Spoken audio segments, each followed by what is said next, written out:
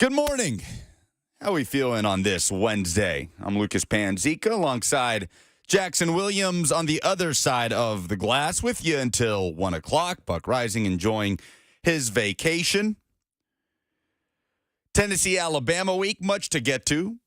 Sami Kincaid, host of the Ultimate Tennessee podcast, will join us in studio. Coach Doug Mathews coming up at 12:20. Fun show to get into a big college football weekend, especially with what is happening in Tuscaloosa, a battle of a couple one-loss teams. But this hits the timeline right as we're coming on the air.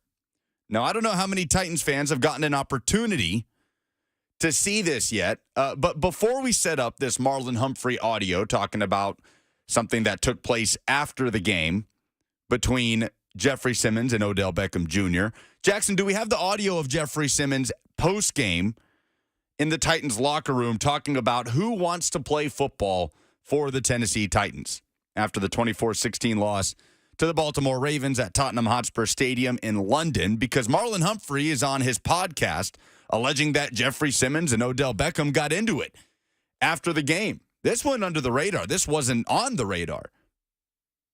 So is it a big deal? I don't know. None of us were there. We didn't actually see the dust-up that Marlon Humphrey is alleging. But, Jackson, you said you've got it. Here's Jeffrey Simmons post-game after the Titans lost to the Ravens. Figure something out. We need to figure out the guys who, going to fight. We need to figure out the guys who want to be out there. Not the guys that don't want to be out there. That's what it need to be. We need to reevaluate our team and, figure it out. That's the message. Let's figure it out who want to.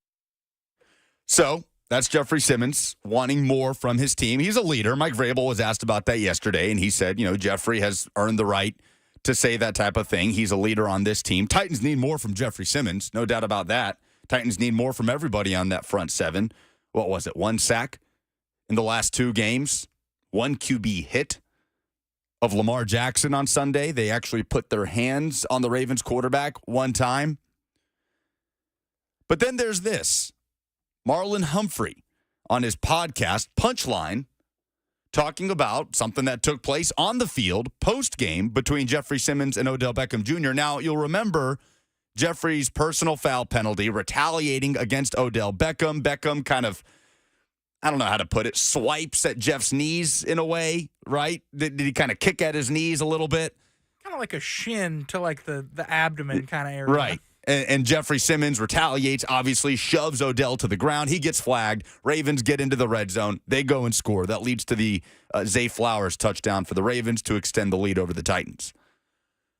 So they're always going to get the second guy, right? Mike Vrabel said as much. They're always going to get the retaliation, not the first offense. We talked about it the other day. Odell Beckham Jr., proficient in the dark arts, knows how to get that type of stuff out of opposing players. But then here's Marlon Humphrey on his podcast talking about the scene post-game at Tottenham Hotspur Stadium following the Titans' loss to the Ravens. Bro, did you see the post-game? Did that get, I don't think that got out. I don't think, why? What happened? Dude, I'm sitting there after the game. I jersey swapped with a dude. So, it took me a while. So I'm, taking my jersey off, and, I saw Jeffrey Simmons. Mm-hmm.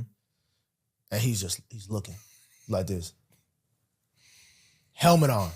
Helmet on. I'm like, oh, he must got, family on our team or something. He's still just looking. So, I'm over here trying to take the jersey off my pads. And then I walk up to him, I'm thinking, oh, he wants to show me love. He respects my game. So, yeah, bro. And, he wasn't. I really just went up to him. He wasn't waiting on me either. So I'm like, okay, whatever. Go holler at somebody. And then as my back's turned to him, our guy goes, Rodney. Starts yelling. Rodney's our security's name. And I'm like, anytime you start yelling security, Rodney, freaking out. I turn around. Odell and Jeffrey are fighting. No way. Bro, I'm pretty sure Odell's grabbing his face mask. They had to get separated and everything. I don't know how this has not hit the media. Crazy. Dude, he wanted the fade from getting that PI, that Odell. He wanted the fade from that. How did we miss this? How did nobody catch Jeffrey Simmons, a very large human, fighting with Odell Beckham Jr. postgame at Tottenham Hotspur Stadium? Cameras all over the place. How does this go unnoticed? 615-737-1045 if you want to react. Obviously, it's a frustrating time for Titans fans, for Titans players. And look, that's just Marlon Humphrey's firsthand account of it. It sort of hit everybody's timeline today. Again, that's from Marlon Humphrey, Ravens defensive back, former Alabama defensive back. That's from his podcast. So, what's your reaction to that? 615-737-1045, or you can join us in the F&M Bank chat, YouTube, Facebook, Twitter, and Twitch. TN Berg on the F&M Bank chat says Marlon Humphrey's always saying something wild. Pierre says Jeff deserved the penalty. He was diving at Flowers' knees. So I think some people are talking about initially on the tackle, Jeffrey Simmons, kind of the way he made the play at Zay Flowers, I think is what prompted Odell to lash out at him a little bit, and then Jeff obviously retaliates, and Jeff is the one that gets flagged. JP says, what happens in London stays in London. Apparently, it almost did. But I think we would want to hear more on this than just Marlon Humphrey saying they got into a fight. What's a fight, right? Is it two guys getting held back? It sounded like he said Odell Beckham's grabbing onto Jeff's face mask.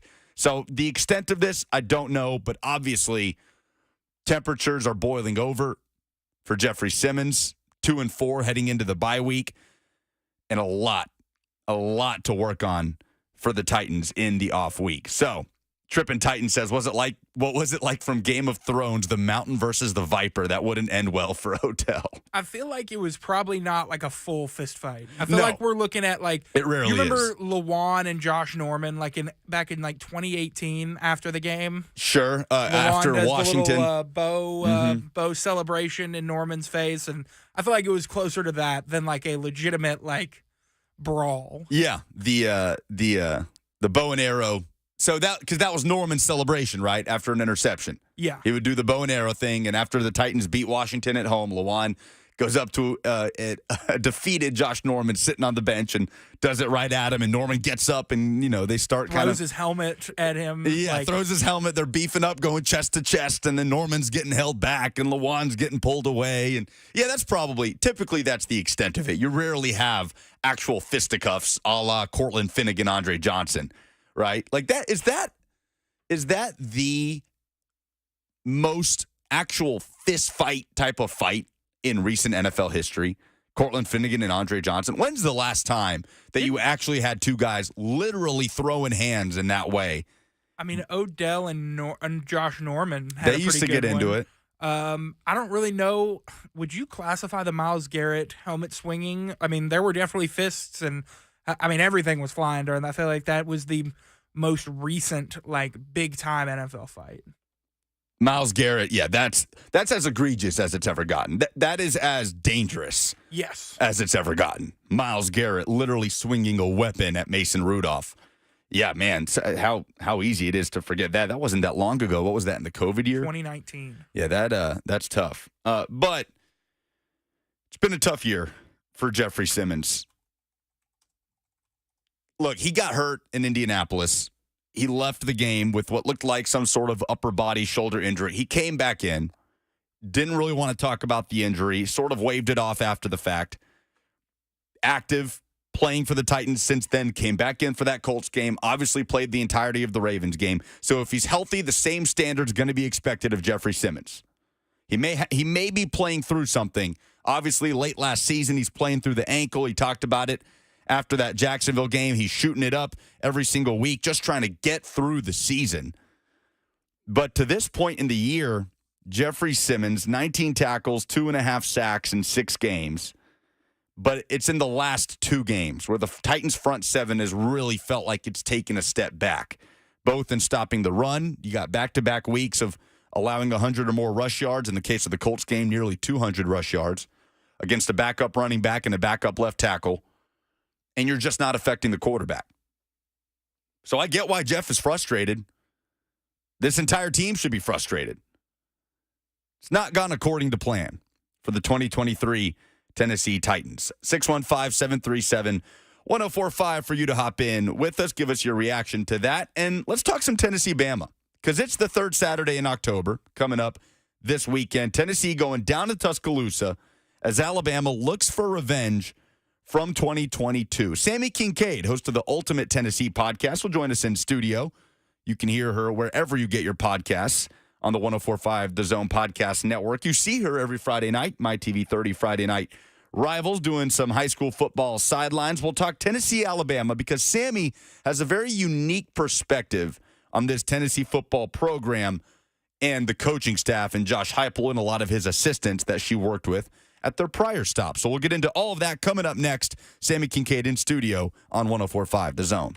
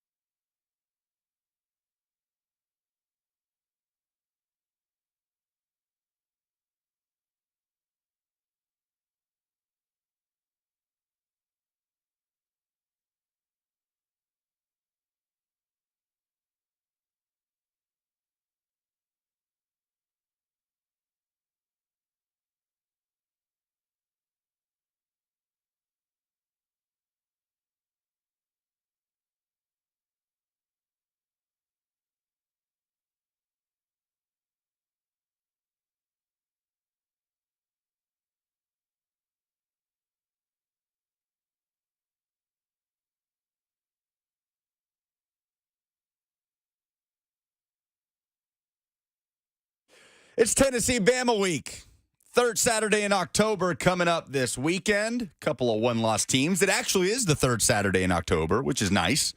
They've deviated from that a few times over the years. Sami Kincaid, host of the Ultimate Tennessee podcast on the 104.5 The Zone Podcast Network, will join us here in just a second. But first, Jackson, we have news. Breaking sports news on 104.5 The Zone. A lot of you might have seen this coming already. There had been reports about this, but now it's official. Indianapolis Colts quarterback Anthony Richardson will undergo season-ending shoulder surgery, announced by the team itself. As Jim Irsay puts out a statement, after consultation with our medical staff, Anthony, and those close to him, it has been determined that he will undergo surgery to repair his injured shoulder, which will end his season. Anthony is a competitor. We know how difficult and disappointing this is for him and our team. We collected several medical opinions and felt this was the best course of action for his long-term health. He goes on to say the Colts anticipate a full recovery for Anthony Richardson, and he is excited for the opportunity they have ahead of us starting this week with the Cleveland Browns. I have another quarterback nursing an injury in Deshaun Watson. A lot of quarterback injuries around the league this year. We'll get to all of that. But Anthony Richardson officially done for the year. Only 5 games played in his, no, 4 games played in his rookie season. Sami Kincaid joins us in studio. Hey, Sami. Hey, Lucas. How are you doing? I'm good. How you doing? I am doing fantastic. Host of the Ultimate Tennessee podcast. So this is the return leg of a home and home that you had me on the other day. That came out last night. It did come out last night. It comes out every single Tuesday, usually around 7 o'clock. And I was so excited to have on the former host of the Ultimate Tennessee podcast. I'm pretty low on the pecking order of the people you have already had on. Danny White, Austin Price, some pretty good names on there. So happy to be included. But Sami Kincaid with us on 104.5 The Zone, at Sami Kincaid on Twitter. Tennessee Bama Week. How many of these were you a part of when you worked for Tennessee Athletics? Oh, I would say, well, I worked in recruiting for 3 years. So a part of it for 2, I'd guess, say two at home. And then I remember going on the road to Tuscaloosa, though. One of the most interesting, that was when I was a student working in recruiting, and a group of us that worked in recruiting, we chose to paint up for that game, and it was not the smartest choice I've ever made, but it did make for a fun time in Tuscaloosa. Not the move to paint up for Tennessee Bama in Tuscaloosa. Yeah. And what year would that have been? Like 2012? Yeah, 2012, yeah. A beatdown, if I remember correctly. Yeah, it wasn't good. It was not good. So we are at the point in this rivalry where that is no longer what's anticipated, right? Yeah. And obviously that kind of starts with last year. It's interesting the way that this rivalry has evolved, and we'll talk about that. Coach Doug Mathews is going to join the show in hour 3. Obviously, he's a guy who has a long-term perspective on Tennessee, Alabama. But, you know, I grew up in Birmingham, and I grew up during some really bad years of Tennessee football and some really good years for Alabama football. Yet a lot of the people I grew up with that were Alabama fans despised Tennessee, despite the fact that Tennessee is 5-7 and floundering under Derek Dooley and then Butch Jones. There is sort of this deep-rooted hatred from Alabama fans that have been Alabama fans for generations, that for the Bama fan that moved from New Jersey to go to Alabama would have no idea about, right? Because Tennessee was just someone they walked all over. So the dynamic is interesting because it's been a while since Tennessee went down to Tuscaloosa to play a legitimately bloodthirsty Alabama fan base that wants revenge. It's been a long time since Alabama was seeking revenge against Tennessee. Yeah, and if you look at the history of these two, it's really decades. Tennessee will win for 10 years, and then Alabama won for 11, and then Tennessee will win for 12, and then Alabama wins for 9. It's really been flip-flopped like that, where you have those long stretches going in one team's favor, and then it'll switch over. So who knows? Maybe this is the time that it switches over for Tennessee with the win last year. But that's why you have a lot of the older fans that have that deep hatred for Tennessee or for Alabama. where I think, especially with Tennessee fans, where a lot of people that are our age that came through at a different time at Tennessee, a lot of them hate Florida. And it's because of just when people grew up and they just kind of understand. I mean, I've always very much so disliked Alabama just because that's where my entire family has gone to Tennessee. So it's been deeply rooted in me, but it's because of the people that went to Tennessee before me and have instilled that into me that this is a team you do not like. As someone that's been around Josh Heupel, Joey Halsley, a lot of the staff since their UCF days, how jarring was it for you to see Tennessee win a football game 20-13? Extremely jarring. I mean, that's not something that you would ever expect to see. I mean, if you follow Hype his entire career as a head coach, he's never won a game with scoring that few of points or only one touchdown. That is extremely, you wouldn't, if you had said that score, I'd have said, oh, okay, so A&M won. If you were to say that score back in the summertime, oh, A&M won, you would have no idea that Tennessee ended up winning that game because that's just not really their identity and how they've really, I mean, the offense is so fun to watch. And that's exactly how it was at UCF as well. I mean, they were throwing it through the air, flying around. It was UCF fast is what the hashtag or the motto was. And they played extremely, extremely fast. And they brought that over to Tennessee. And it's just very, very surprising, jarring to see Coach Hype and Joey have a slower offense, slower pace, really just hitting the ground. But I mean, we've talked about it multiple times. It's usually the first two plays are going to be on the ground or they're going to be a slant. And then it's a big pass down the field. I mean, that's not out of the ordinary. The run game has to work for the pass game to open up. And they have always said that. Well, that's the thing. The downfield passing game just hasn't opened up at any point with this team this year, right? And that's what's so mystifying. Yet here they sit at 5-1. And you mentioned if you post to someone, hey, final's going to be 2013, you're right. Every single person, A&M the winner. There's a million stats within that game. Tennessee scores one offensive touchdown. Joe Milton throws for 100 yards. Chaz Nimrod is your lead receiver with 31 receiving yards. Every single one of those, you'd go down the list like, well, Tennessee lost, Tennessee lost, Tennessee lost. Yet that's not the case. This team's had to find different ways to win. So for you, were you more encouraged in that they showed that they are capable of winning in that way? Or are you more concerned about the passing offense that you know needs to be there long term if they're actually going to accomplish anything? I would say it's a little bit of both. I mean, you're happy to see the defense get it. They were so solid on Saturday. Up front, also in the secondary, you had both just playing at a very high level. So that's very encouraging. Special teams as well. If you listen to any of Coach Heupel's pressers, that's how he starts it. All three phases of the game. And so he is really big on special teams. And to see special teams make some big plays, or I now like to say what Coach Drink said at SEC Media Days, special teams make special plays. And they were doing that on Saturday. And but it is also very concerning because, like we talked about on the podcast, just the situational awareness of Joe Milton. I'm not calling for his head. I do not think Nico should be the starter, but the situational awareness, especially on that first drive, that's what has me more concerned, not necessarily because balls are going to get dropped, but it's not necessarily, I wouldn't put it all on Joe because the receivers got to catch them.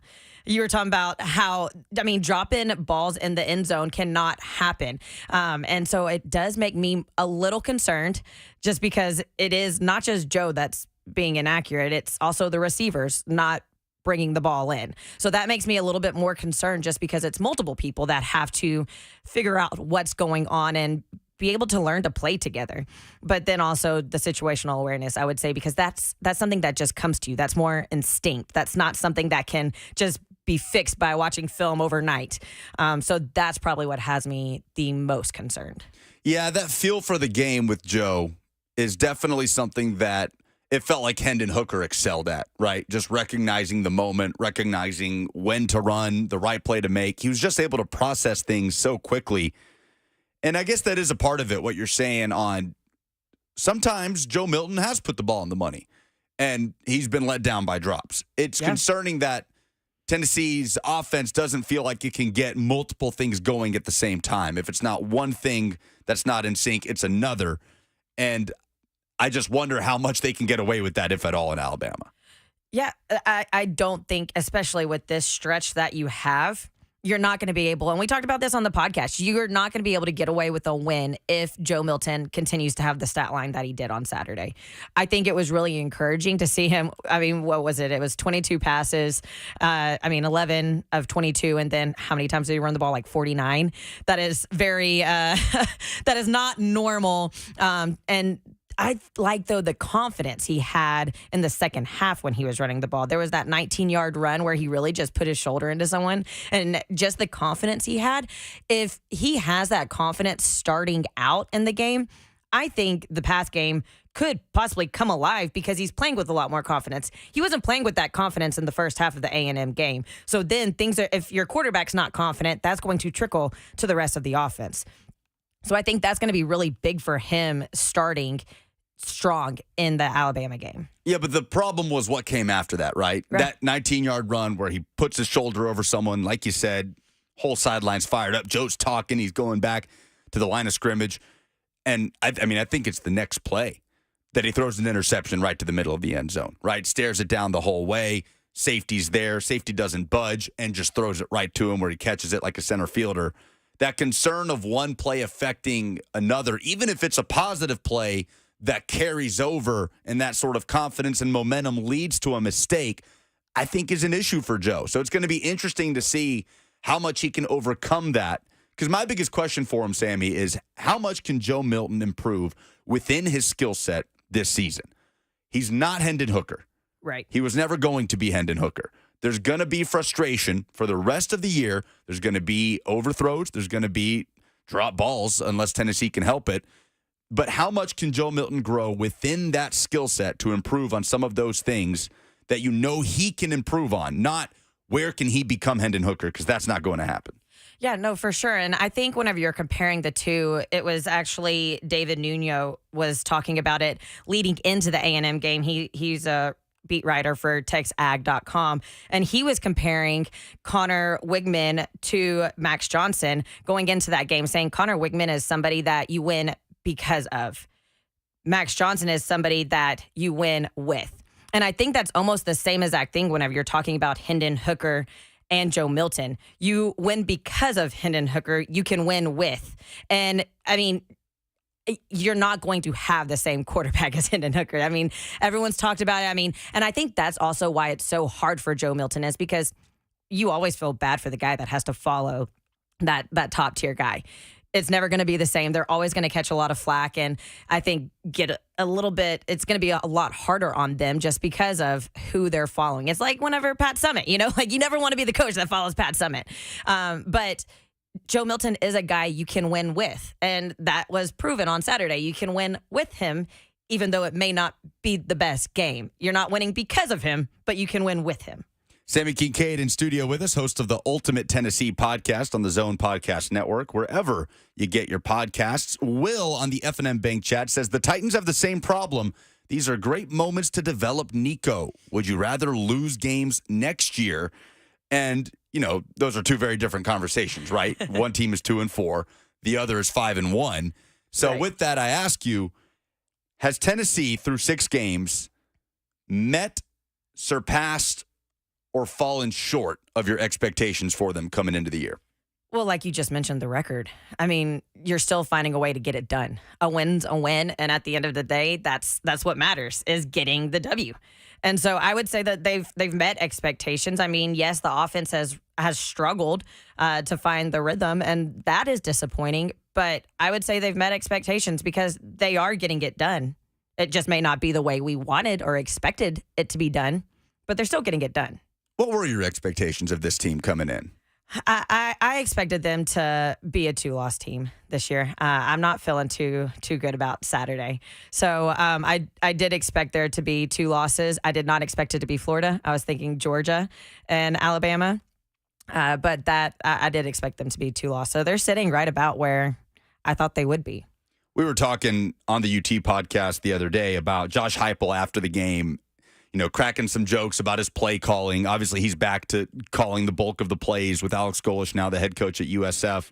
And just sort of his demeanor after the game, interacting with media, interacting with his family. You've been with Heupel since the start of his head coaching career. What's the biggest difference that you see in him at this stage of his career at Tennessee, in the way he handles himself off the field with the media versus the Heupel that you saw when he walked through the doors at UCF for the first time as a head coach? It is a drastic difference, I will say. Just how he carries himself, it's completely different now. He carries himself with such a confidence. And it's not that he wasn't confident at UCF, but, I mean, as you grow and as you get that second head coaching job, there's going to be more confidence that comes with that. And we've talked about it before. He had full control over his staff at Tennessee, which I think is huge. Whenever you have your guys, your people around you, you're going to feel more confident.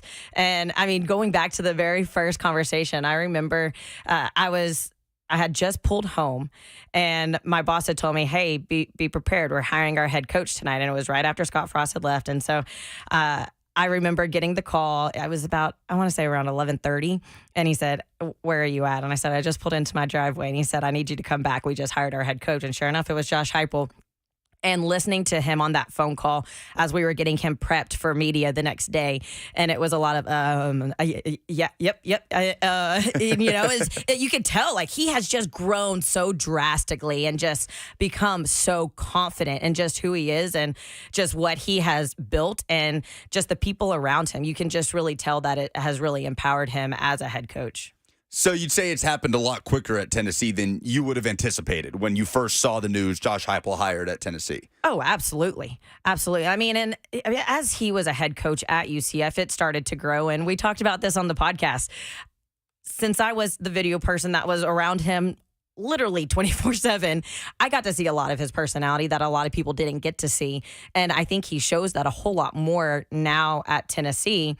And it's because he's let down some of those guards where whenever it's your first head coaching job, you don't know who you want around your program. You're going to be a lot more, I would say, hands-on and a lot of stuff that head coaches shouldn't have to be worrying about.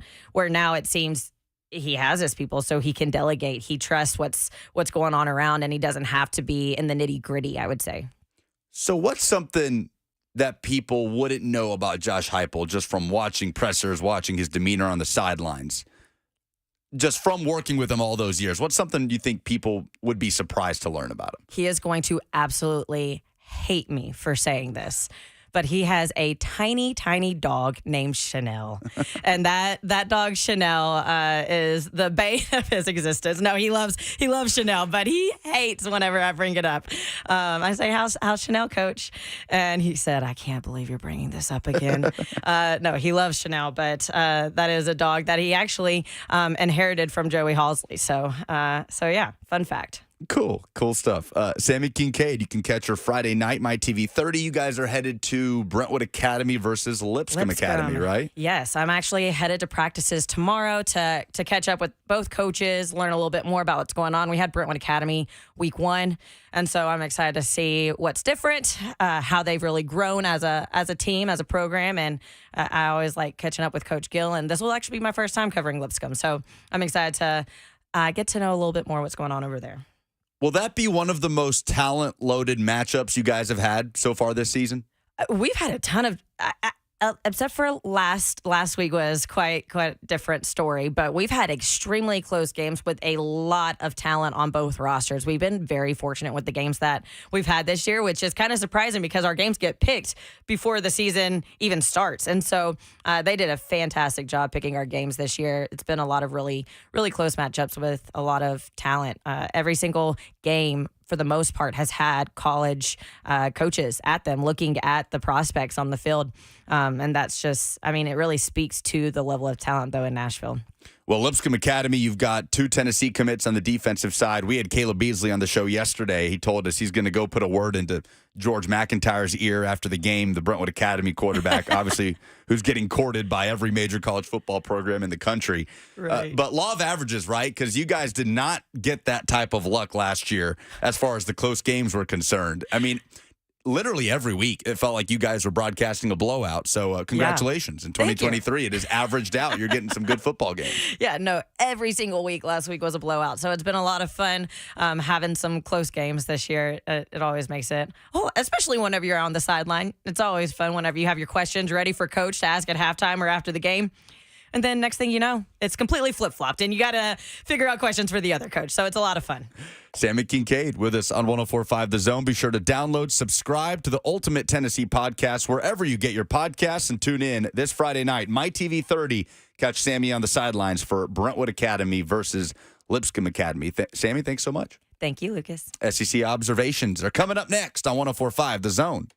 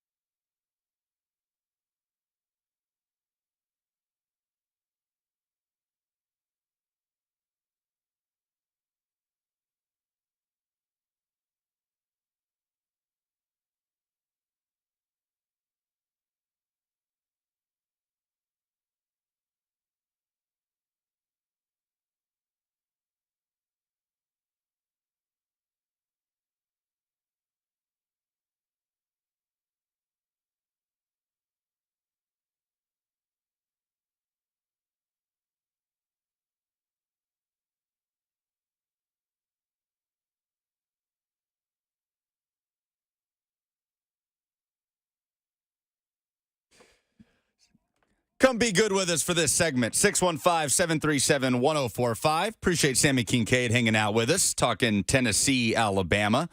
Unique perspectives on Tennessee head coach Josh Heupel going back to his UCF days. Ultimate Tennessee podcast, wherever you get your podcasts on the Zone Podcast Network. Jackson Williams, our producer. I'm Lucas Panzica. Let's do some SEC observations.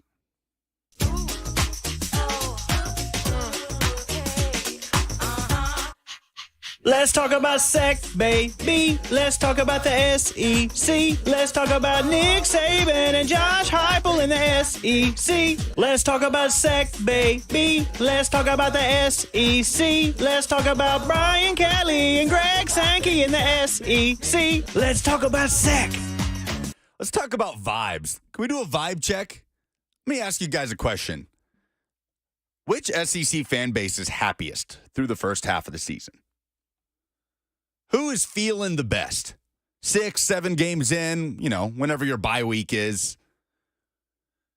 And then on the flip side of that, which fan base is least satisfied with what their team has put out through the first half?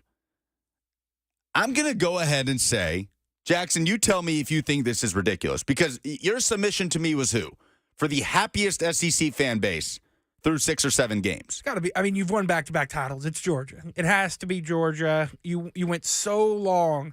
1984 was the last title for Georgia before these last two. I mean, you have to be enjoying this. You're still undefeated through the first 6, 7 weeks of the season. You have to be happy. If you're not happy, you're never going to be happy. Sure, and I get what you're saying. But let's, if you could, remove any preseason context out of the equation here and just limit it to what you have seen your football team put out through the first half of the 2023 regular season, with nothing else but that in mind, that product.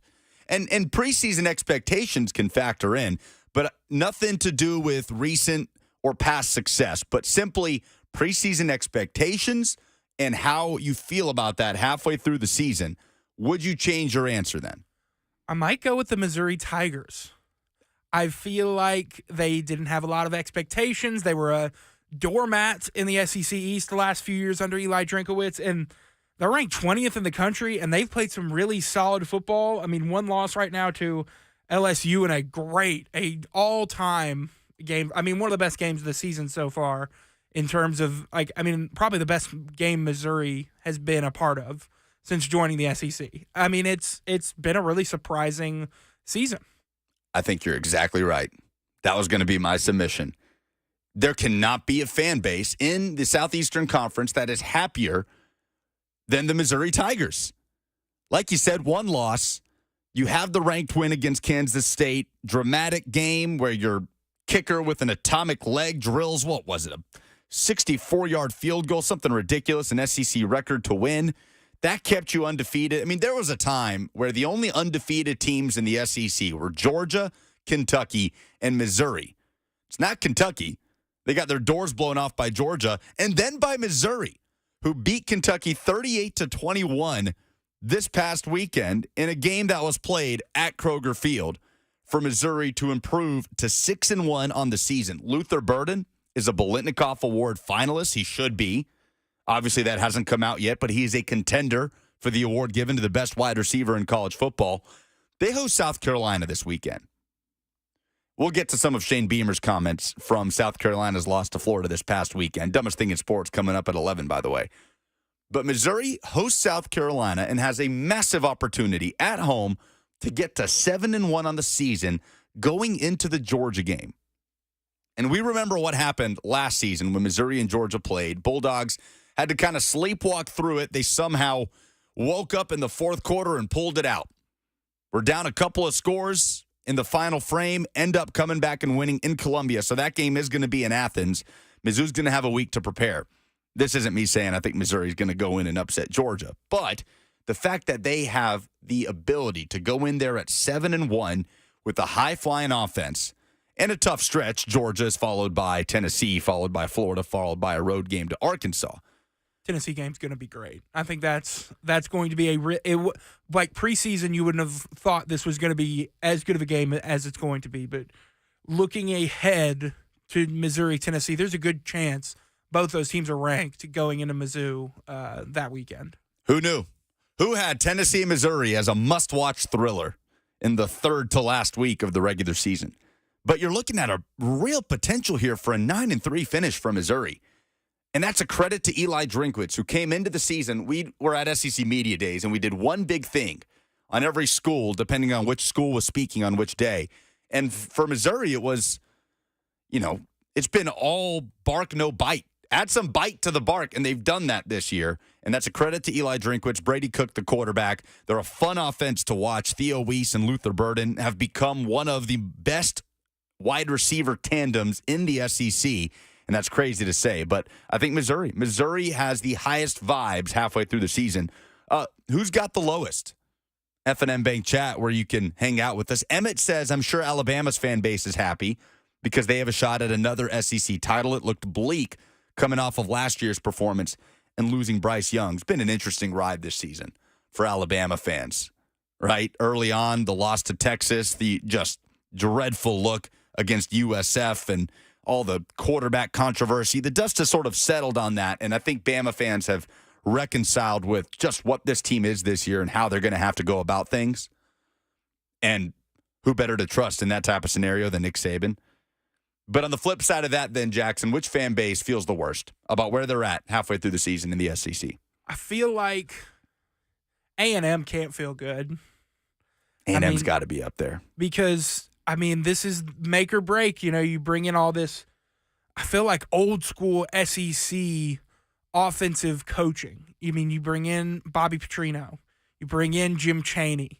And, you're just trying to throw anything at the wall and see what sticks. And it's not really sticking. My sister went to the A&M game in Neyland, and she said the fans were kind of empathetic after the game. They were just kind of like, yeah, we're bad. Ha-ha, like, we lost, we bad. Like, I feel like the vibes are just so low. I had forgotten that Jim Chaney was a member of that A&M coaching staff as an analyst until I saw him walking around the sideline at Neyland Stadium on Saturday. The cameras catching him on CBS. A&M is up there. I think LSU has a shout at this. Technically, they still control their destiny in the SEC West, would have to win out to do that. Football Fred says LSU and Tennessee have to be up there. I don't know about Tennessee. I think Tennessee fans are in a decent enough place midway through the season where things have not gone according to plan with the offense.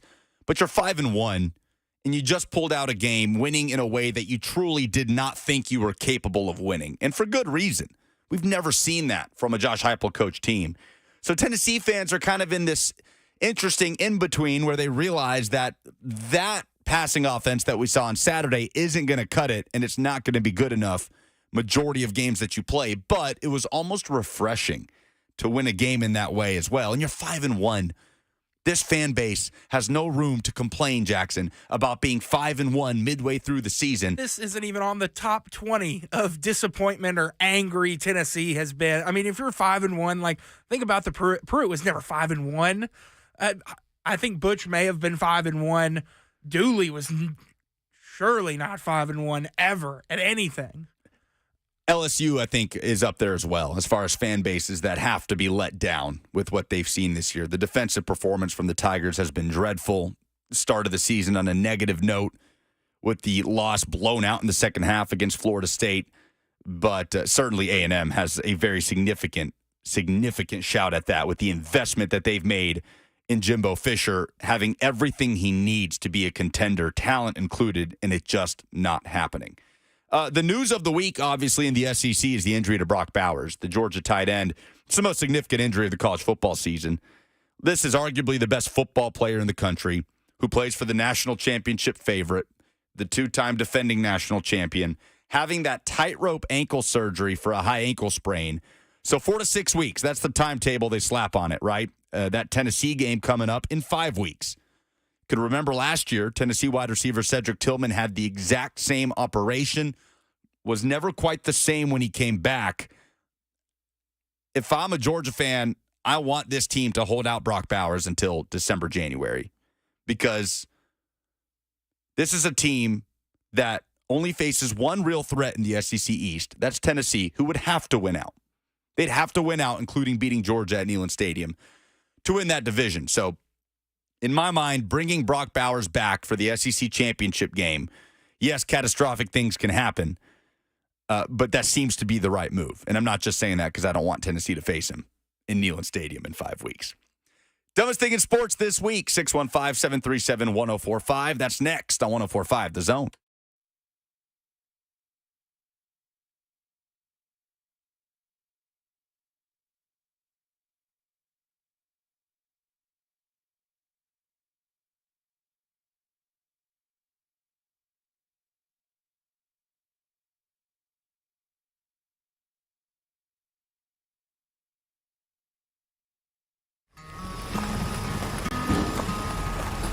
"40 years ago, we opened our doors with one mission in mind: We'll be right back with the top 10 songs of 1983. to sell quality American-made vehicles at a fair price. You have arrived. And we've loved every minute of the ride. Celebrating 40 years of Two Rivers Ford.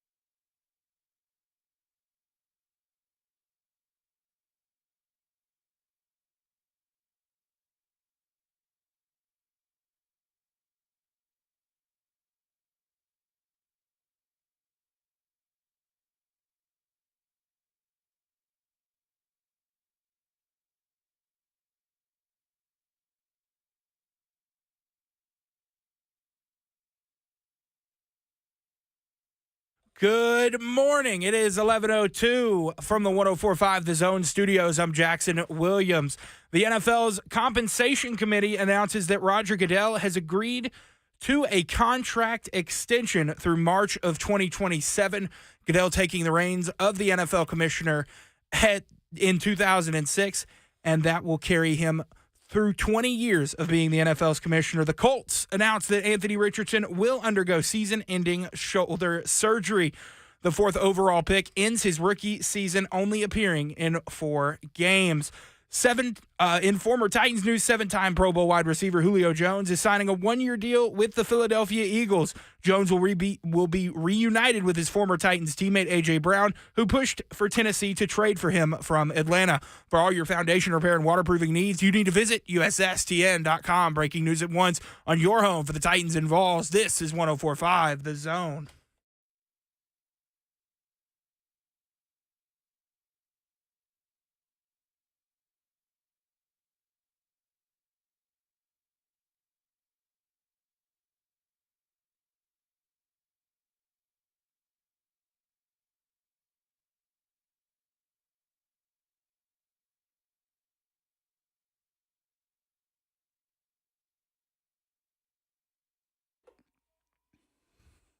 You can walk in here. We're not going to take you out.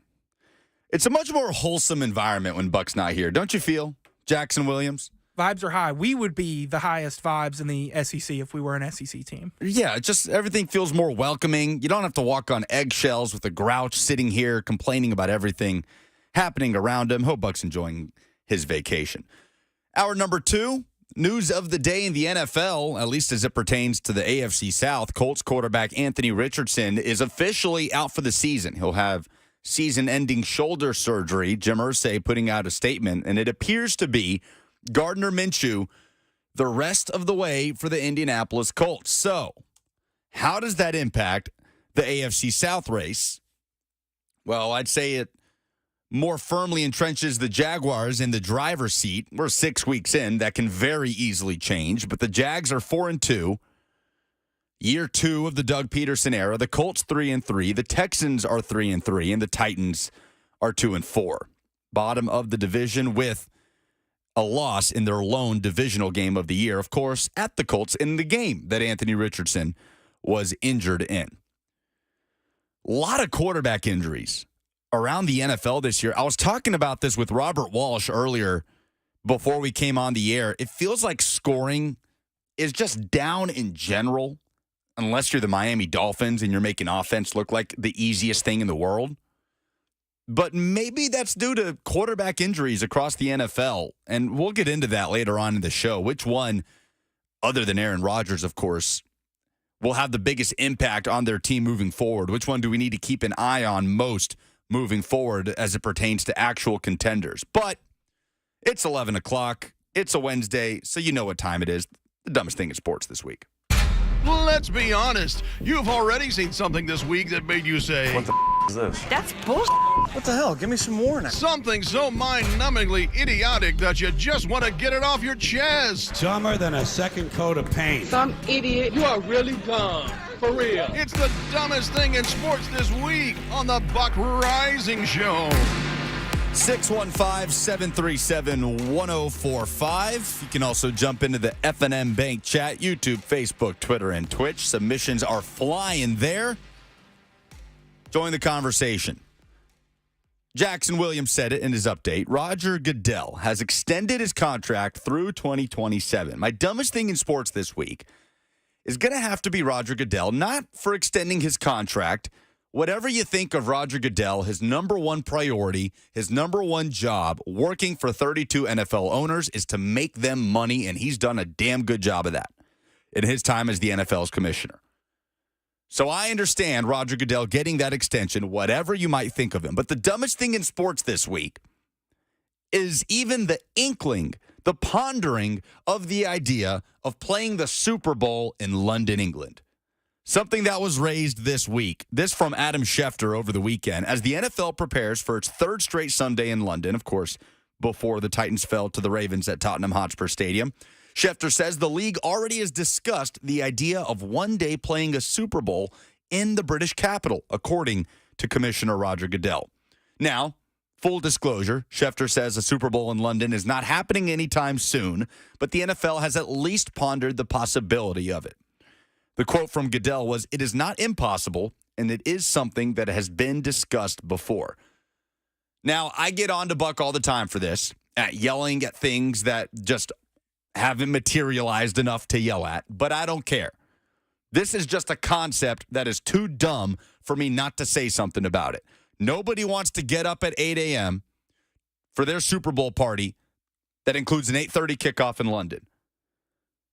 The percentage of your audience that is in the U.S. versus internationally is so insanely disproportional that it would be a ridiculous money-grabbing effort to play the Super Bowl in London. Please don't do this, NFL. Let's not even talk about doing this. I don't even want to think about this as a possibility.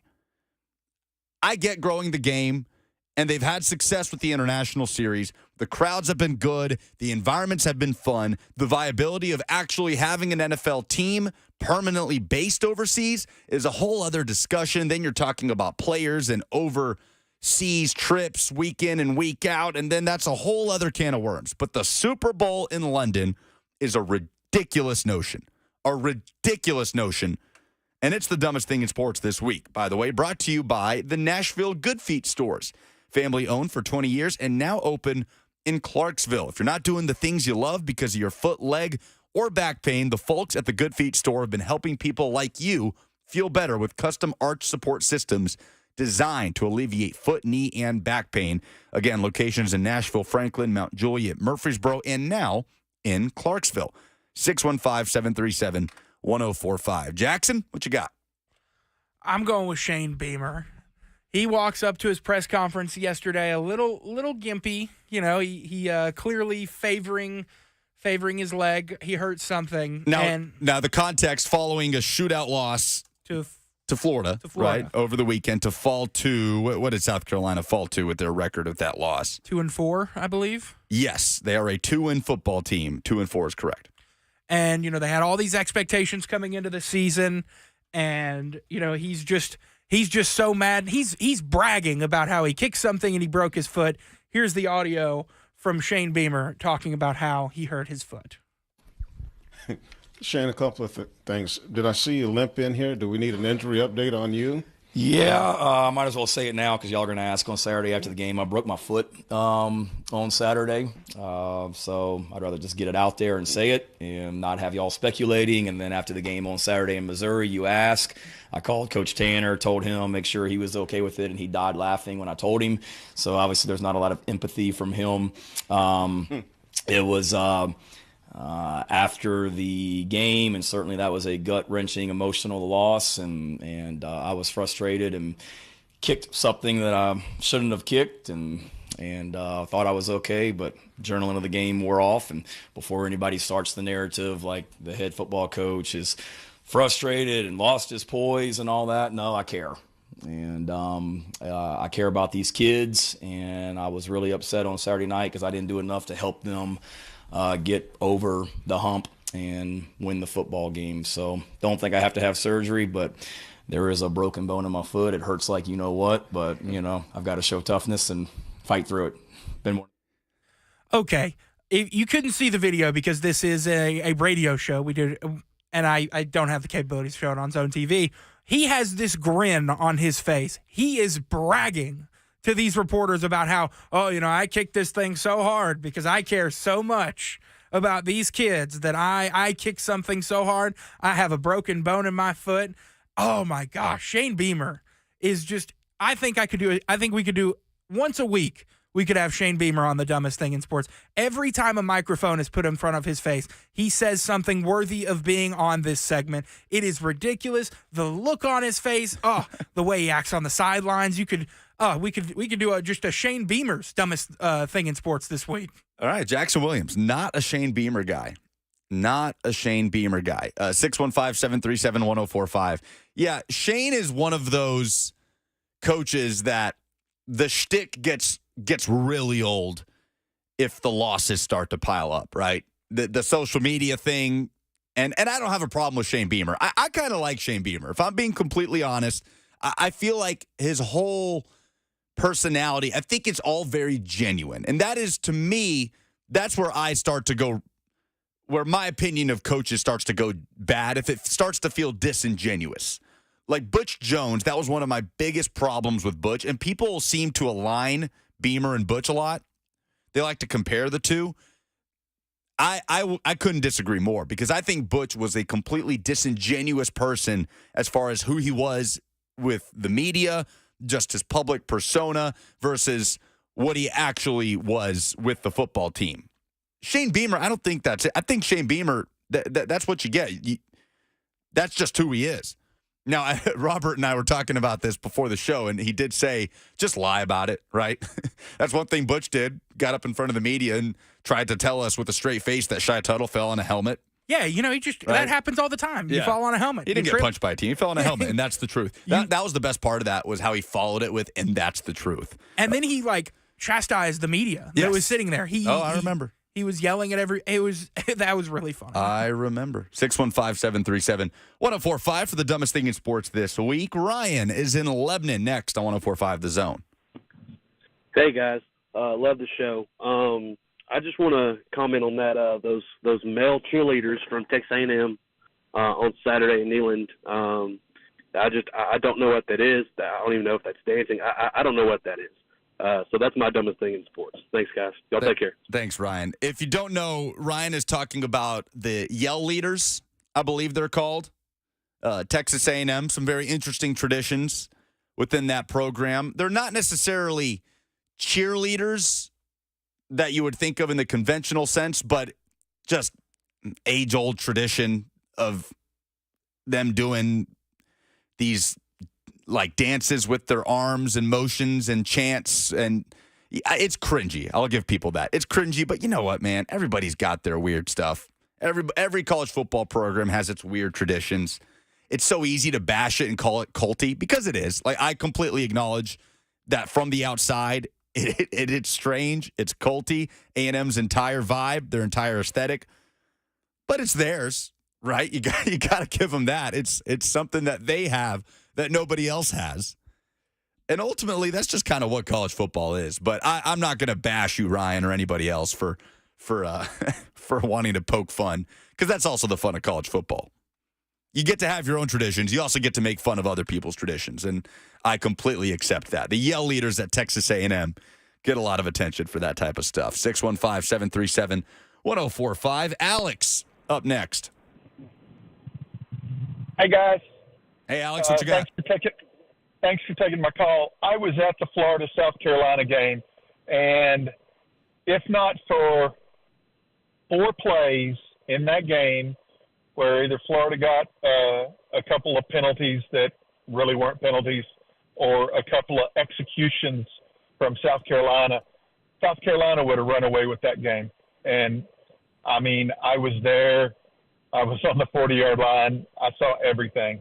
If I was grading it, listen, Beamer had every right to be mad because, his team didn't execute a couple of plays that would have put that game away.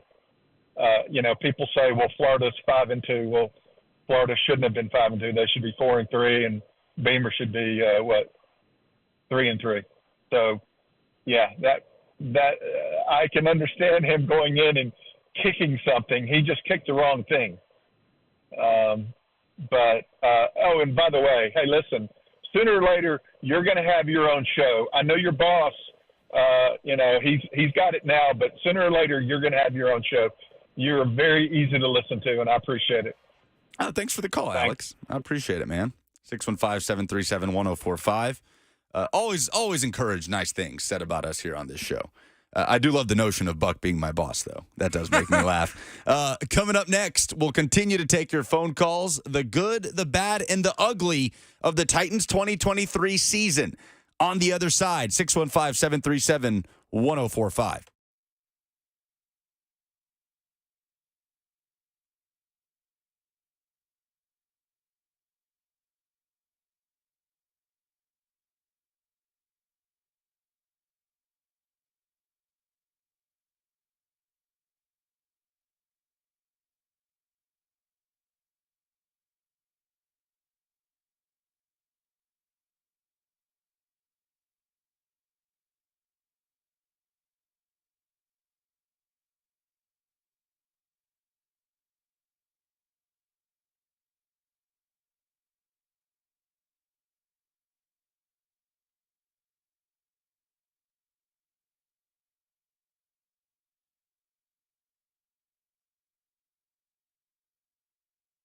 Want to be operating at peak performance, especially if you're a dude who's getting up there in age. If you feel like your performance has suffered as of late, if you feel like ED is starting to creep into your life, the Tennessee Men's Clinic is a great resource and a great support system in place for you. It is so easy to get in contact with them, and the problem for a lot of guys is they wait a year or longer to reach out to seek help for ED because you're worried about negativity. You're embarrassed about telling people. Of course, it's a very natural thing, a stigma that you have to work through. There's no need to let that bog you down. Let that stop you from getting the help you need.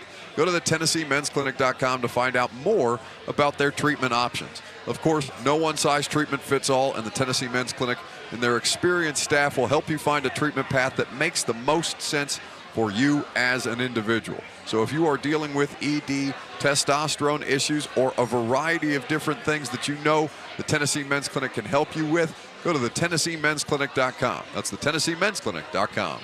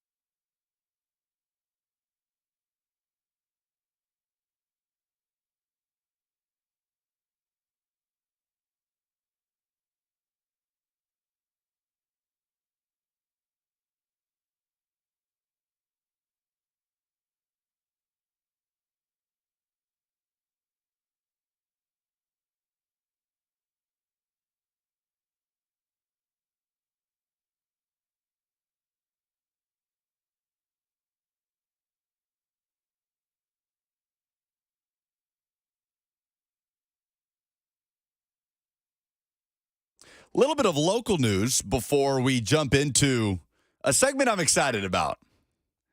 The good, bad, and the ugly of the Titans 2023 season. 615-737-1045 if you want to jump in. It's exactly what it sounds like. The good, however short that list might be for you. The bad, the things that have truly held the Titans back this year, that they have not done well, a list that I imagine is a little longer.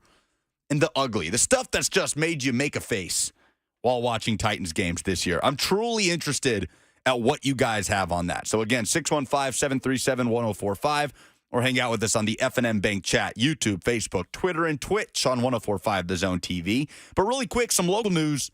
Andre Evans, local cornerback prospect at CPA, 4-star prospect, has flipped from LSU to Georgia. That coming out this morning. Will Bowling popping in here and telling me about that one. Will and I are going to be on site at CPA Friday, the 1045 The Zone high school football game of the week, as the Lions host the FRA Panthers, who are undefeated. Going to be a really fun, pivotal matchup in D2 AA, the middle region. So again, Andre Evans flipping his commitment from LSU to Georgia of the CPA Lions. Congratulations to Andre, and Georgia beefs up its number 1 overall recruiting class in 2024. Jason in the Borough has the dumbest thing in sports this week before we jump to the good, bad, and the ugly of the Titans season. What's up, Jason? Hey, guys. Two things. I want to say I think the dumbest thing in sports this week has got to be Jimbo Fisher, man. You got two timeouts and like a minute left on the clock before halftime, and you just take a knee and you didn't have any faith in your team at all. I think that's one reason why they didn't really have confidence in trying to win that game, even though they did get, kind of destroyed. The game was still close. Like, why not try to get 3 points out of that before halftime? And then the second thing I want to say was I want to poke fun at Buck this morning or this afternoon, and just say, hey man, Lucas is coming up with his new show. It's going to be called Delirium Sports with Lucas Panzica. Thanks for the call, Jason. Appreciate you, man. Appreciate everybody hanging out with us, regardless of who is sitting in this chair. Cannot say that enough for you guys. Buck's going to have to pry this mic from my cold, dead hands. You're going on vacation next week. Yeah, that's true. I'm not going to be here next week, so I guess he'll just walk in and it'll be sitting here for him. But Buck will be back on Monday as he enjoys his well-deserved week off. 615-737-1045. Let's tack on one more dumbest thing in sports this week, shall we? A lot of people had this in the F&M Bank chat. I think Lonzo is the first to bring it up. Can we please hear, Jackson, during Colorado's collapse, leading 29-0 at halftime over Stanford and falling in overtime to a one win, now 2-win Stanford team, the official in that game admonishing the Colorado public address announcer. Would the public address announcer please stop playing while Stanford is in formation ready to snap the ball? Any more playing of music and sound effects will result in an unsportsmanlike conduct foul against Colorado. It's third down. So the DJ can't spin. I guess not. It's third down. This isn't an NHL game, Colorado. Come on. This isn't an NBA game. In the NHL, you have to stop, too. Yeah, but sometimes the music bleeds over. You're right. You are right. NBA, they just... that's the better comparison. Yeah. In the NBA, it's just straight up. I mean, Drake is just blaring while the Pacers are trying to beat the Grizzlies. To create a 3-point play. So, yes, Colorado, PA. You can't do that. Can't do that. 615-737-1045. The good, bad, and the ugly of the Titans 2023 season. Jackson? Set the music.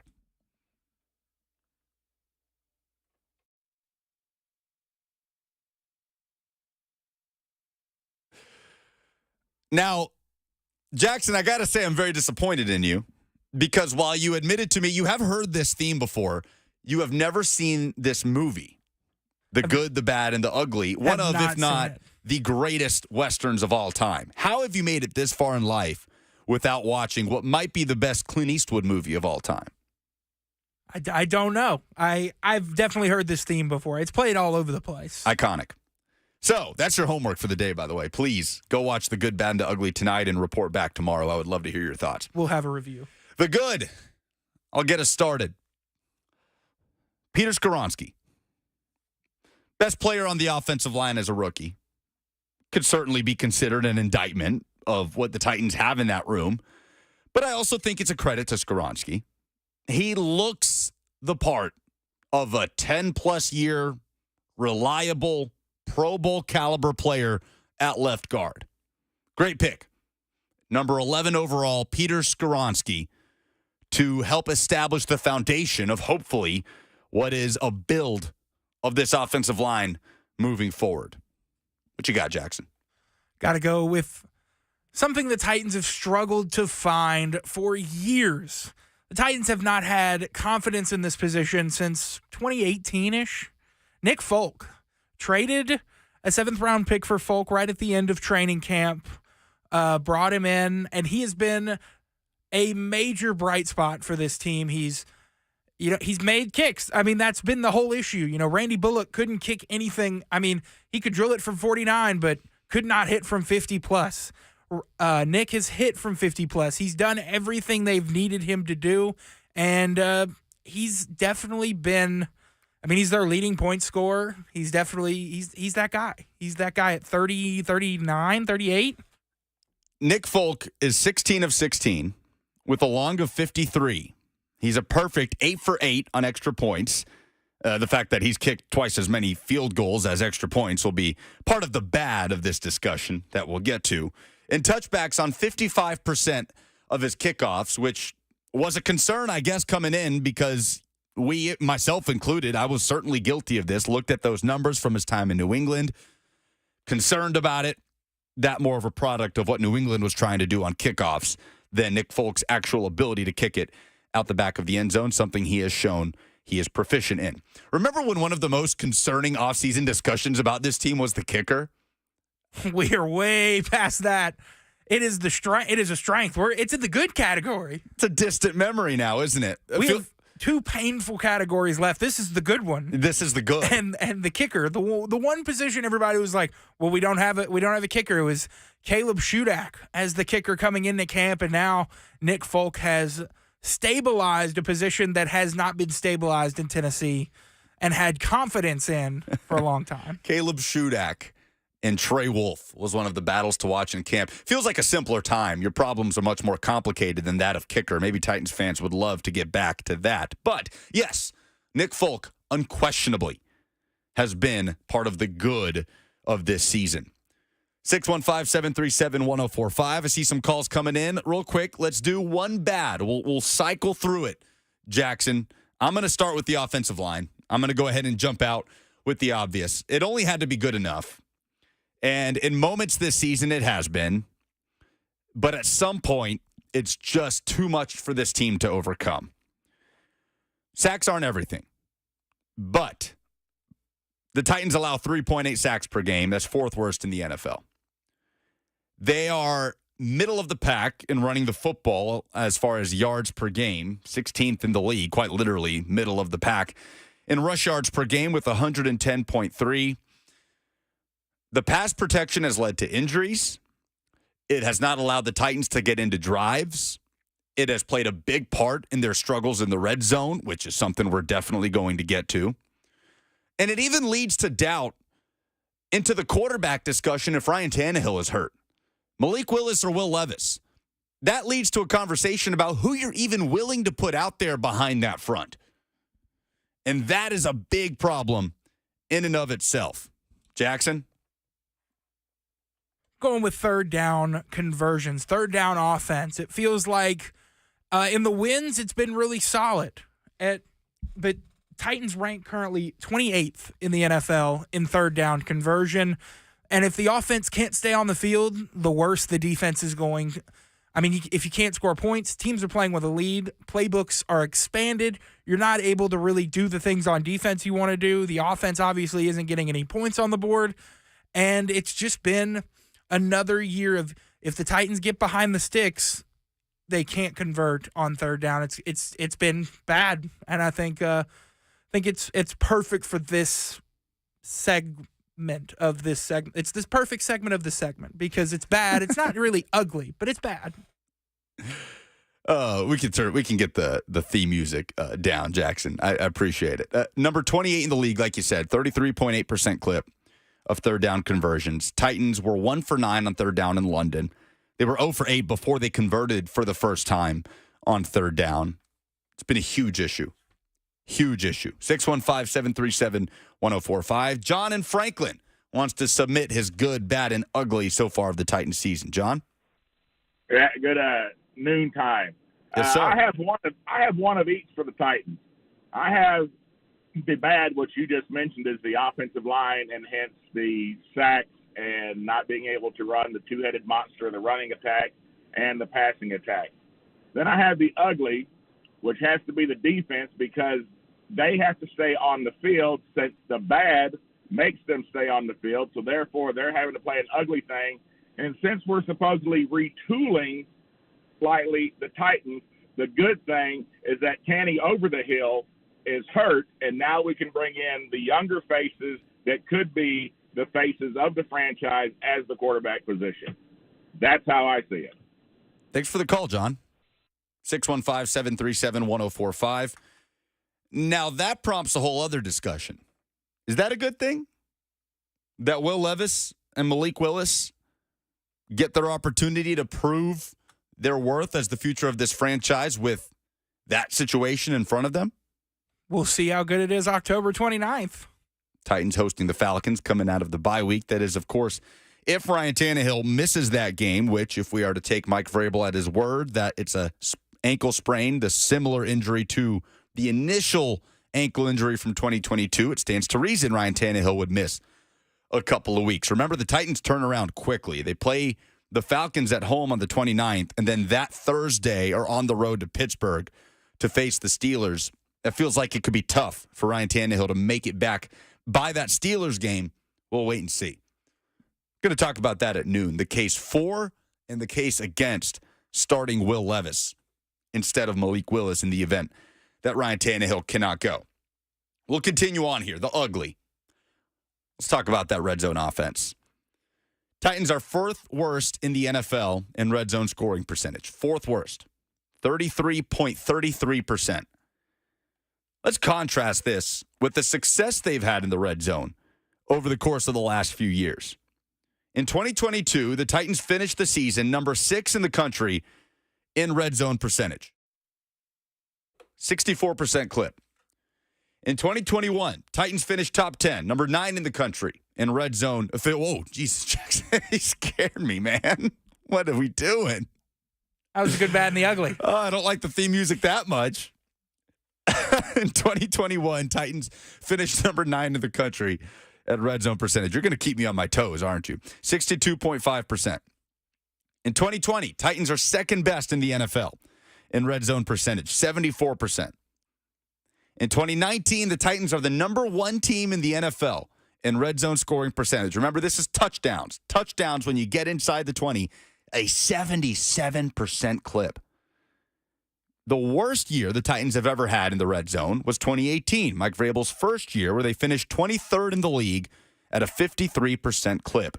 And I'm going to say it again, they are fourth worst in the NFL through 6 weeks at 33.33%. So exactly one third of the time they go to the red zone, they score touchdowns. Exactly. Not winning football. We played the audio yesterday when Mike Vrabel was asked if he feels the team is buying into the identity that he wants to set for the Titans. He gave a long answer. Included in that answer, he talked about red zone issues and what has led to the Titans being one of the 4 worst teams in the NFL at scoring touchdowns in the red zone. This was the head coach. And our job is to eliminate some of the mistakes, try to get a little bit of the details better, be better on third down, score these chances, and we get the ball down there in the red zone. You saw Derek, scored from the 15 or whatever, but got Chris Moore on a slip screen that looked really, really good until it wasn't, and missed a block and on 3rd and 8, so it's like we're going to go through this red zone and make sure that we're doing everything that we can to put ourselves in favorable positions to score touchdowns. You guys know that got to be better, got to run it better. Can't have 3rd and 8s in the red zone. There's nowhere for them to cover, right? They're just going to just pack you in there, and then it's like, well, you throw a slip screen, or throw a quick pass and hope somebody, breaks a tackle, but it's not a normal 3rd and 8 out in the field where, there's going to be some more space. So 3rd and 8 is tough, and, we'll have to keep working it, keep scheming it, and keep practicing it. A lot of it comes down to the run game, or lack thereof, in the red zone, where the Titans just are unable to stay ahead of the sticks. You heard Vrabel. 3rd and 8 in the red zone, a lot tougher than 3rd and 4, 3rd and 3. Titans are not getting into these drives. Yes, that's been an issue. We heard Mike Vrabel talk about that, certainly after Cleveland. They're not able to get into these series, so to speak. Once they get inside the 20, they start to sputter. They also commit a lot of penalties down there, it seems like. You have Chiggs, OPI, you have NPF false starting, you're getting behind the sticks, which is something this offense just can't do and be successful. That plays into red zone defense as well. Jeffrey Simmons penalty puts the Ravens in the red zone. They score untimely penalties, and we'll get to that as a part of this discussion as well. 615-737-1045. I see Steven on the line. Other lines are open to give us the good, bad, and the ugly of the Titans' 2023 season. We'll continue the discussion coming up next on 1045 The Zone.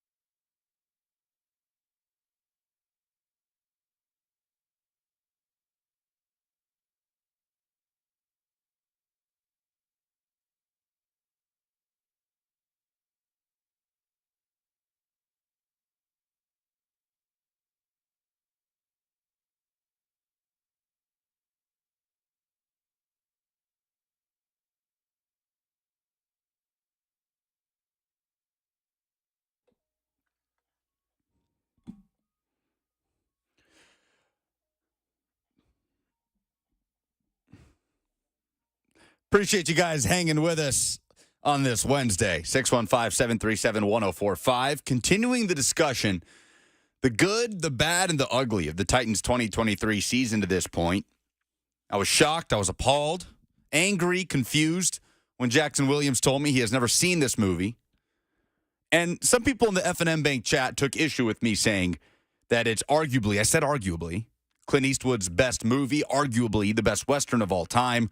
I've heard shouts for The Outlaw Josie Wales. There's a lot to choose from. But if someone could please tweet at us, at Lucas Panzika, at JWillie_61, to educate our guy Jackson Williams. Or throwing out my high school Twitter handle. Or your high school, that's your Twitter handle. What do you want from me? You didn't change it. Our guy Jay Willie here, if we could educate him on the greatness of Clint Eastwood. But good, bad, and the ugly of the Titan season so far. We've gone around the room. We've given our submissions. Want to hear yours. Nothing is fun on this show if you guys are not hanging out as a part of it. 615-737-1045. Steven in Franklin up next. What's up, Steven? Hey, guys. I was just curious, kind of get your insight on Levis. In my opinion, man, Willis looked like he was completely frazzled, just overwhelmed with trying to play quarterback in this league. And I couldn't help but wonder, okay, it's like, how bad is Levis if Willis is the second stringer? And I was just curious about your insight into that topic. Thanks for the call, Steven. I'm glad you said that, because coming up at the top of the noon hour, that's our exact discussion. The case for, the case against rolling out Will Levis in the event that Ryan Tannehill can't go. I think there are substantial arguments to be made on both sides. I hope you'll stick around for that one, Steven. Chris in Nashville is up next. Hey, Chris. Hey, guys. How you doing? Good. Hey, the good, Peter Skoronski and Stonefoot, our punter, that's the good side right there. The bad, our secondary. The ugly, our offense. And you know what? Why can Philadelphia do the tush push and we can't put Derrick Henry back there and do that every freaking time? I mean, everybody knows the Eagles are going to do it with Jalen Hurts, and as far as I can tell, a more effective runner has to be Derrick Henry. And there was another play last week, I think it was, maybe the week before, where it was, fourth and goal or third and goal, and we ran Derrick, but we put everybody in the whole offense. There was several different things, movements going on, but bottom line, their whole defense was piled up in the middle, and that's where we ran it. I'm all for giving it to Derrick Henry. Pitch it to the dude. Let him get outside, because clearly inside we can't open up holes, but I'm all for keep feeding the beast, but my gosh, you got to put him in a position to win, and running him up the middle, and we can't block anybody up the middle. I mean, maybe I'm talking about both sides of my mouth because I'm saying the tush push, but gosh, why can't we do that when we got a stud like him back there? I'm saying anytime we got 3rd and 2 or 4th and 2, we put him in the Wildcat. He's got lots of options, right? Yeah, thanks for the call, Chris. I get it, man. I get the frustration. The secondary, we'll start there on Chris's call. According to sharpfootballstats.com, the Titans are 4th worst in the NFL in explosive pass plays allowed. So pass plays of 20 or more yards, the Titans have allowed 65. The company that they're in are the New York Jets, who have allowed 72, the Cincinnati Bengals, who have allowed 73, and you guys aren't going to like this, the Baltimore Ravens, who have allowed 74. Titans netted just over 100 passing yards against the Ravens.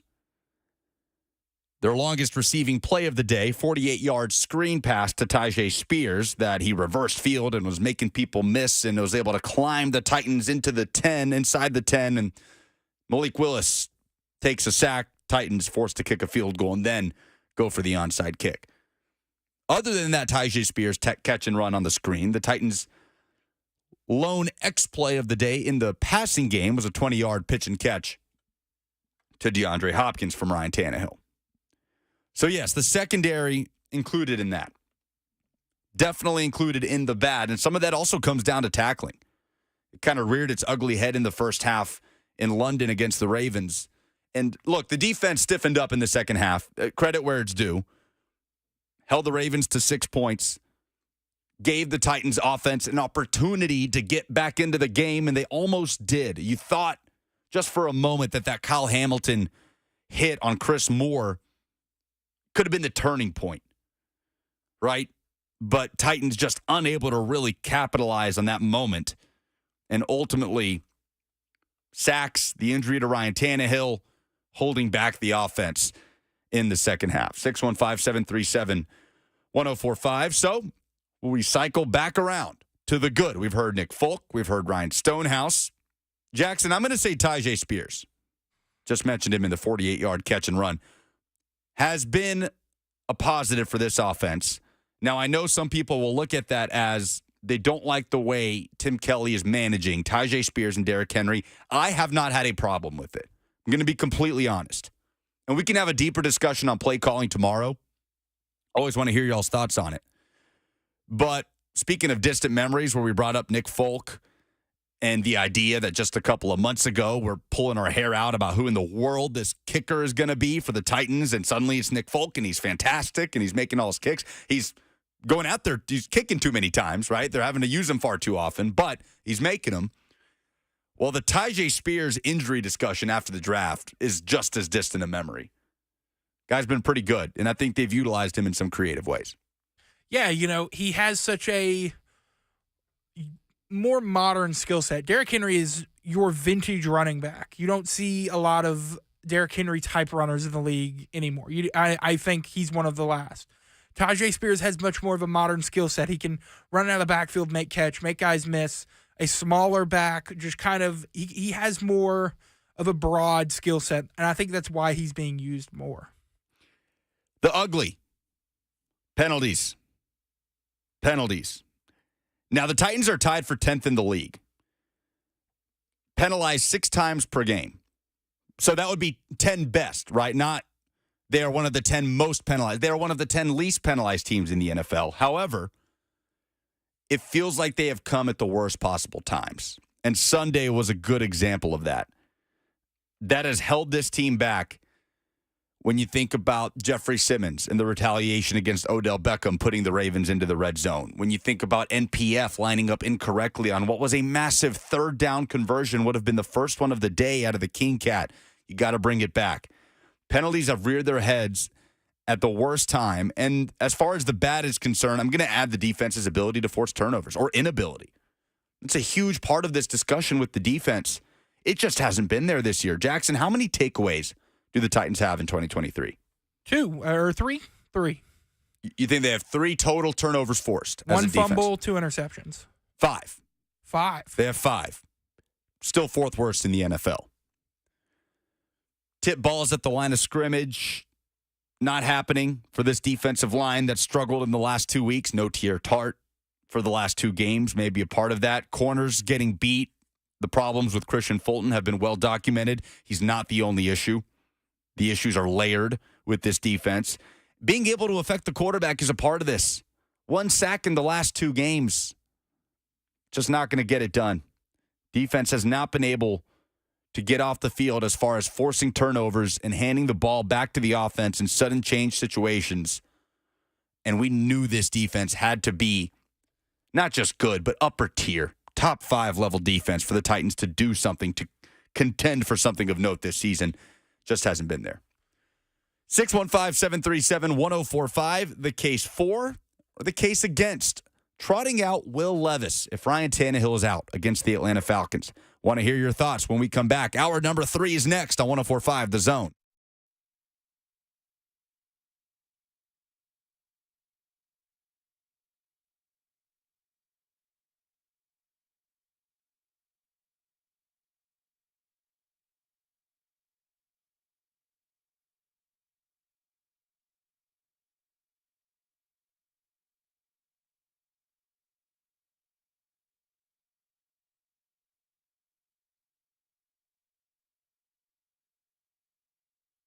The Gambling Clinic is here to help you if you or somebody you love has been experiencing issues caused by sports gambling. Now, the vast majority of people gamble for fun without any problems, but about 5% of people report spending too much money on gambling, getting into arguments at home because of it, and the Gambling Clinic is here to help you if you are experiencing any of those situations. It was established in 1999 by Dr. James Whalen and his staff at the University of Memphis, and the goal is to complete 8 to 10 weekly individual sessions with someone trained to help with gambling problems and gambling addiction. They're not there to discourage you from gambling because, like I said, the vast majority of people gamble without problems. But if you are somebody who experiences issues, they want to give you the tools and help you gain capacity to be able to identify those problem areas for you if you are participating in gambling. For more information, go to thegamblingclinic.com. That's thegamblingclinic.com. This project is funded by the Tennessee Department of Mental Health and Substance Abuse Services.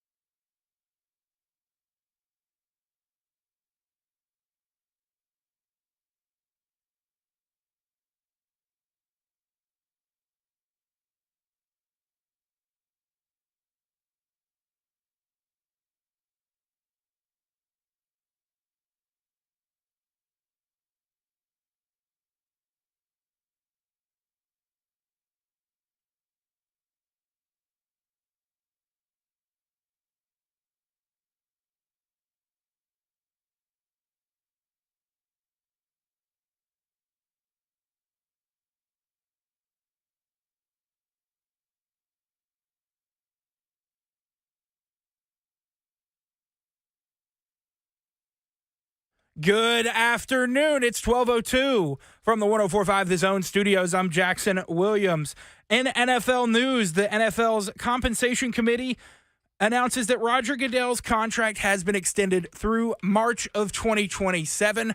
That will take him over 20 years of service as the league's commissioner. In news around the NFL, the Arizona Cardinals have designated quarterback Kyler Murray to return from injured reserve.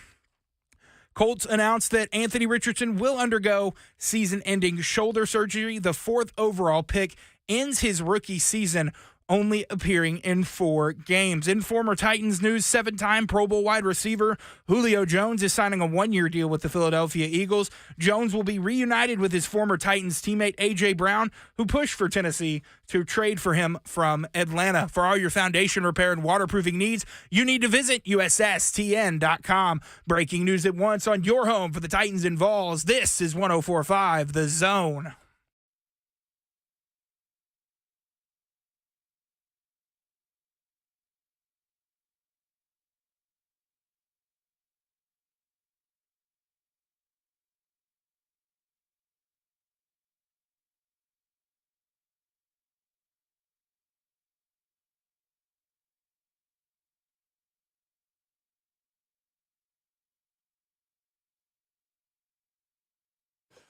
Hour number 3, glad to have you with us on 104.5 The Zone. I'm Lucas Panzica. Jackson Williams is making the show happen. 615-737 for you to jump into this discussion as we ask you, what is the case for Will Levis to play for the Titans in the event that Ryan Tannehill cannot go against the Falcons? What's your case against Will Levis coming in over Malik Willis? And again, this is all with the caveat that Ryan Tannehill cannot go. Because I'm going to remind you guys, the Titans ain't looking to trot out one of those 2 young quarterbacks if Ryan Tannehill is healthy and ready to go. Mike Vrabel said as much yesterday. Said Ryan's our quarterback. When he's healthy, he's our quarterback. So, if Ryan Tannehill can't play, one of several quarterbacks around the NFL who appeared to be injured. Jackson, what was it you said in your update about Kyler Murray coming off IR? Kyler Murray designated to return from injured reserve. We wondered when that would come. Murray's injury came late last season, November? Yes, late November. The ACL tear. So the Josh Dobbs thing has been fun in Arizona. It's been certainly fun for fans in the area, Tennessee fans and Titans fans that kind of got to know Josh when he was here. Obviously, Cardinals are not winning football games, so they'll look to get Kyler Murray back in the fold. But the case for and the case against Will Levis playing over Malik Willis for the Titans against the Atlanta Falcons in the Houston Oilers throwback game coming out of the bye week if Ryan Tannehill is hurt. 615-737-1045. I think I know what some of you may be saying in this, but let's go ahead and go for it. Thomas is in Nashville. He's up first here in hour number 3. Hey, Thomas. Hey, how's it going? I appreciate y'all taking my call today. Okay, so I feel like, personally, we've seen enough of Malik Willis. I mean, he hasn't done anything, literally anything, to convince me that he could be a quarterback in this league unless he's, used like Taysom Hill or something. He had 5 games, no touchdowns or nothing. He don't even look to throw the ball. At this point, I feel like even with the little bit we did see from Levis in preseason, it looked better than Malik Willis. And at this point, you have nothing to lose. And, why not try it out? I feel like he'll be a better option at this point. Unless you're trying to tank with Willis or something. But I'll hang up and listen. Hey, thanks for the call, Thomas. I see where you're going. Now, here's the one thing that the people in that building at Ascension St. Thomas Sports Park, the one thing that they would take issue with that you said was nothing to lose. Well, there is something to lose. There's more games to lose, right? There's the division to lose. Now, I know the Titans are 2-4. There's nothing that's happened in the first 6 weeks to give you any confidence that this is a team that can turn it around and push for an AFC South title. I get that. But that's not how they're thinking. And in their minds, Ryan Tannehill gives them the best chance to win. They have a ton to lose. There's careers, there's livelihoods, not just the season at hand. It's so much deeper than that. We talked about this yesterday, too, so we don't need to go back over all of that. But I think the most common thing you're going to see from Titans fans in the case for Will Levis to play over Malik is want to see what you got, right? What have we seen from Levis? Let's go back to that first preseason game in Chicago. 9 of 14, 85 yards, and an interception in that preseason game. Some good, some bad. Had an opportunity there to lead a late game-winning drive. Missed an open receiver on the play before that interception. No one is judging Will based on just that first preseason game, right? That's why you want to see more. C.J. Stroud was awful in his first preseason game. He's been great. He's setting rookie records at quarterback for the Houston Texans. He looks comfortable. He's up there with the media talking about quarter coverage and the things that he's seeing on late game-winning drives. Looks like he belongs. So I understand. You're not taking blanket takeaways from Will Levis's lone action as a Titans quarterback in the preseason, but you want to see the improvement, the accuracy, the decision-making, the things that were knocks against him coming out into the draft. How can we see if Will Levis is truly an ascending player that you can look to for the future of this franchise if we don't see him play in an actual game? I get it. That's why I asked Brad Hopkins something similar yesterday. And his answer kind of leads you to the case against playing Will Levis against the Atlanta Falcons on October 29th. This was B-Hop on the show yesterday. I really honestly, Lucas, I understand the question that you're posing to me, but it really doesn't matter. It doesn't matter if it's Will Levis. It doesn't matter if it's Malik Willis. It doesn't matter if it's Ryan Tannehill with a cast on his ankle. The quarterback position will always be affected by the guys that are in front of him. And I'm not sure if we're talking about a blocking scheme that is antiquated and needs to be adjusted, but that's exactly what we need. Because at left tackle, whether it's Andre Dillard or whether it's NPF, it doesn't matter. These guys are getting shoved into the quarterback's lap in seconds. Mike Munchak did a terrific job of implementing slide protection. You know what slide protection is? Slide protection is protecting the gap to whichever direction the slide's going. The only person that is by himself blocking is the opposite end tackle. And you can help him with a running back chipping. You can help him by putting the tight end on the line of scrimmage, making that the strong side, and running your routes from there. But inevitably, it gives the quarterback the time in the pocket to do his job. When Big Jeff was running through that offensive line through training camp, we made fun of the fact that he was telling everybody that they can't block him. Well, guess what he was telling you? He was giving you a precursor to what the season is going to look like. It sounds narcissistic coming from a former offensive lineman, but if you ask anybody on that team, your identity is set by your ability to control the line of scrimmage. And we haven't controlled ish. Strong words from Brad Hopkins. And it's not what a lot of people want to hear. But the reality is, guys, again, making the case now against it, Titans are taking almost 4 sacks per game.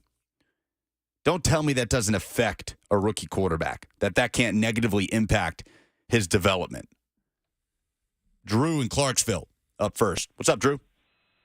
Hey, what's going on, guys? I appreciate you taking my call. I'm going to keep it short. I think we got to go with Will because we've seen what Malik can't do, and just hopefully the O-line will block for him and he doesn't get scrambled. So I'm gonna go with Will. Thanks for the call, Drew. 615-737-1045. Dennis in Smithville is next. Hey, Dennis. I think we got to go with Will because we've seen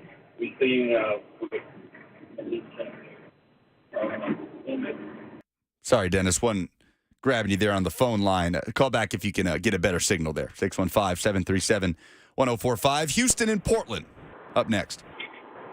Hey, guys. How y'all doing today? Great. Good. Thank y'all for taking my call. Look, I'm not going to disagree with people are saying. I think Malik Willis, if Ryan Tannehill is not able to play, gives us our best option. The reason I say that, last season he did a great job with Ryan. Now, granted, he had some mistakes as a rookie quarterback you're going to make. But there were plenty of games that we should have won that weren't his fault, the reason we lost. And Will Levis, I don't think he's a bad quarterback. He hasn't played truly an NFL game by himself, unlike Malik Willis. and that's why I think Malik gives us our best chance to win the game. Thanks for the call, Houston. Now, Houston's looking at it more from the Titans' perspective, right, than most Titans fans. Houston's looking at it as best chance to win the game, whereas I think the majority of you guys are looking at it as, well, can we just see what we have? Can we just see the guy that we made that investment in? Jackson, do you think, because, you know, we love everybody that hangs out on the F&M Bank chat, everybody that calls in, 615-737-1045. But if you were to poll every Titans fan on the planet, Jackson, do you think that the majority would say play whoever gives you the best chance to win against Atlanta, or play the guy that you think is the future so you can see what you have at that position? What do you think more people would lean? I would say the unknown is what is more interesting to people. I think they would say, let's play the guy who we haven't seen. We've seen Malik Willis in extended action more than I think anyone thought we would see Malik Willis up to this point. And so I think people are ready to see what Will Levis has to do. That's fair. That's fair. Jael on the F&M Bank chat says the Texans ruined David Carr because they had a trash O-line. Tyler says, I get the point, but the line isn't just going to magically get better out of nowhere, so we can't wait and shelter Levis until the line is better because we will be waiting a long time. Also fair. You got to find a happy medium, right? Offensive line has to improve. We'll see if Nicholas Petit-Frere is entrenched there at left tackle the way he was when he supplanted Dillard in the second half in London. That offensive line's gotten your starting quarterback knocked out now each of the last 2 seasons. So you do need to be wary moving forward here. And this season, Tannehill's been sacked 19 times, 4th most in the NFL. Tied for 4th most with Desmond Ridder. A lot of these stats with the Titans are all 4th worst. Red zone offense, 3rd down defense, takeaways, sacks, sitting there at 4th worst in the NFL. It's interesting. Dennis in Smithville is back. Going to give it another shot. Hey, Dennis. Hey, how you doing? Hey, good. Well, what I'm talking about is you need just try both quarterbacks, see who's the best on the field, really. You know, give them a chance to really show out. And another thing, they need, I noticed their defense is not up to par. Even with Jeffrey Simmons, he talks big stuff, but he only had 2 sacks so far this year. And they're paying a lot of money for nothing if they can't do his job.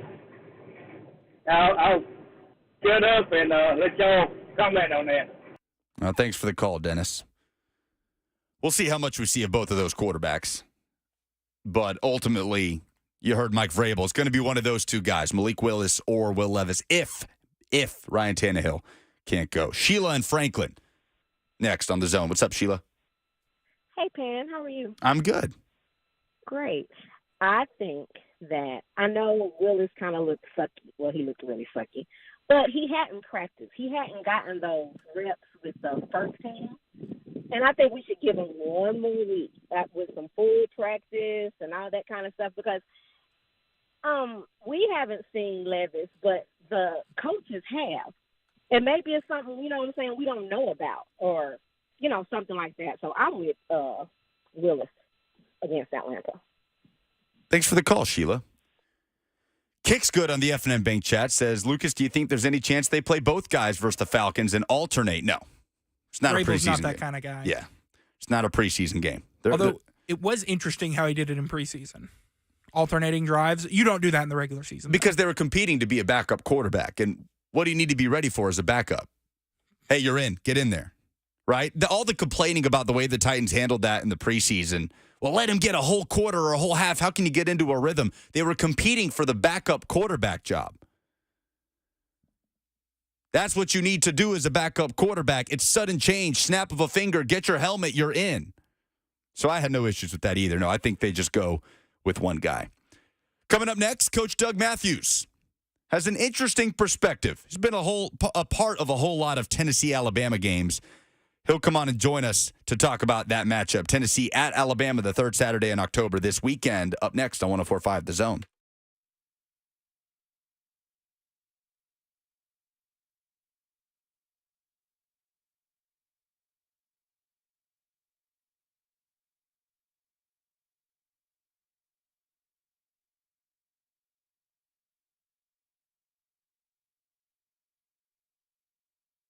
joint pain relief. That's what QC Kinetics is here to provide. If you've been told more steroids or surgery are your only options, don't be so fast. Get a second opinion and learn more about how you can harness your body's own healing agents to attack that joint pain. I'm talking lasting relief.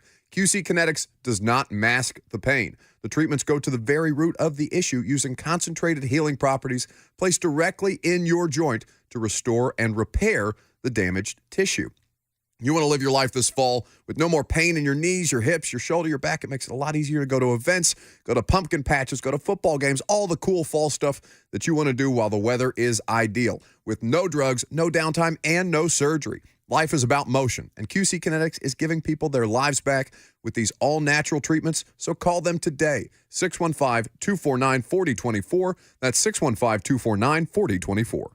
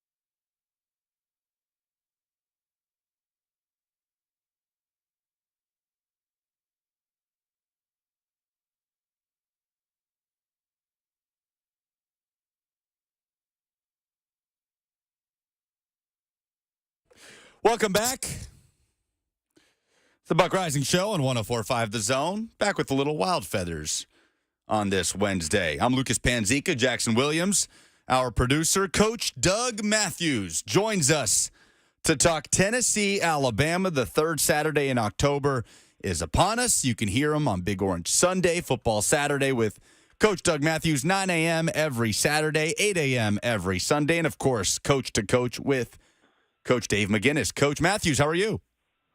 Doing well, Lucas. How are you all? Doing great. Just talking a little bit about this rivalry in hour one of the show. And it's interesting, Coach, the Tennessee-Alabama and the matchup. It feels like different generations have a different perspective on it. Maybe due to the streaky nature of the rivalry where, Tennessee will go for 8, Alabama will go, like most recently, for 15, and then now the Vols obviously going to try to start one of their own.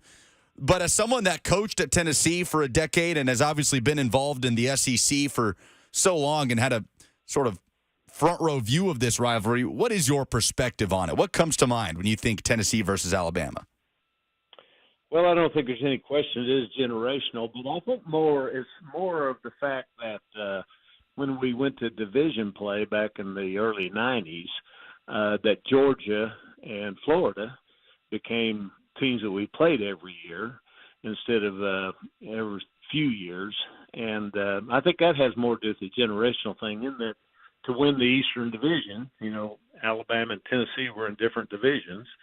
And because of that, the really big games as far as getting to the championship game in Atlanta became more Florida and Georgia when I was there. And up until they went to division play in the early 90s, our two big ball games every year in the conference were Auburn and Alabama, usually Auburn first and then Alabama after that. So I think that has more to do with it. There's no question that when you talk to folks who maybe, I don't know what the age breakup would be, maybe 45 or so and older, and 45 and younger, I think probably the Florida game, simply because of that was such a rivalry for so long.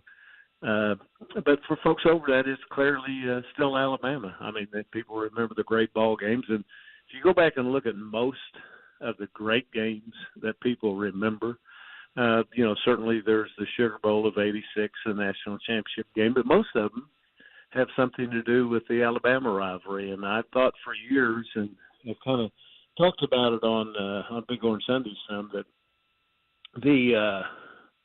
the names that you remember, the Johnny Jones, the Dale Jones, the guys like that who really etched their name in Tennessee lore, most of the games were plays, or most of the plays were made in games of the University of Tennessee versus Alabama.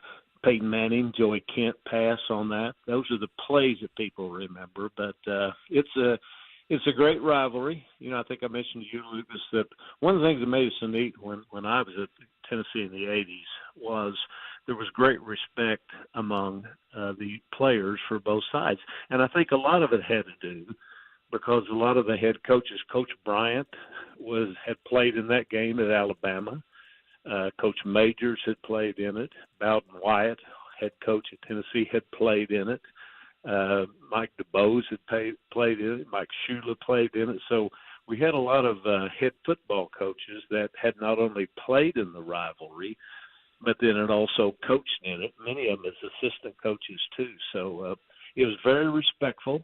There was never win or lose from a coach's perspective, and I think players, they always respected the other team. We can't say that about a lot of the rivalries. Certainly the Florida-Tennessee rivalry was nothing like that. But I think it had a lot to do with the fact that so many of the coaches had also played in the ball game. And for years and years, for decades, that had been such a huge, huge rivalry in Southern football. Well, Coach, the environment's going to be rocking at Bryant-Denny Stadium on Saturday. I don't know what's going to happen in this game, but I feel like I do know that if Tennessee throws for 100 yards with Joe Milton, they're not going to come away winners the way they did against Texas A&M, but that they will need to be able to run the football efficiently like they did against A&M. Why was Tennessee able to run the ball in that way against what to that point had been the most successful defense in the SEC in stopping the run? Well, I think a couple of things. Number one, there's no question that Cooper Mays being back has solidified that offensive line. And because, but with Cooper out, we actually had two positions that were playing backups because the starting left guard, Ollie Lane, had to move into center. So that means he was a backup at center, and then the backup at left guard had to come in also. But I think that had a lot to do with it. And then Tennessee, I think, came in after the Florida game, which was not a good ball game, really, in any phase of the offense, defense. Maybe the kicking game was pretty good, I guess. But after that, I think they really worked hard on getting the running game going. This is not going to be a team that's going to be able to throw the ball the way that Tennessee threw it last year. There's not a Hendon Hooker there. There's not a Jalen Hyatt there. So there's some good players there, but it's not going to be able to do it. They're going to be able to run the football, and they certainly were overly successful, at least from my view, going into what you just mentioned is a really good run game defense by Texas A&M. Who would have ever thought that Tennessee? I'll just say I would have never thought. Don't know about anybody else that Tennessee could score one offensive touchdown and win a Southeastern Conference game. But that's what happened last week. Defense and special teams, Coach. That's Heupel's entire career, isn't it? That's what he came in for. But for Tennessee, the way they were able to run the ball and not be efficient downfield in the passing game, it feels like they were able to take advantage of some light boxes, right, Coach, against A&M. But could that get them into trouble down the road if they continue to not be able to find that consistency in throwing the football and teams are able to commit more to defending the run? Well, the structure of Coach Heupel's offense is you pretty much have to decide, because he spreads everybody out so far. A football field's 53 1/3 yards wide. He's going to make you cover about 52 yards of that. So you have to make a decision as a defensive coordinator.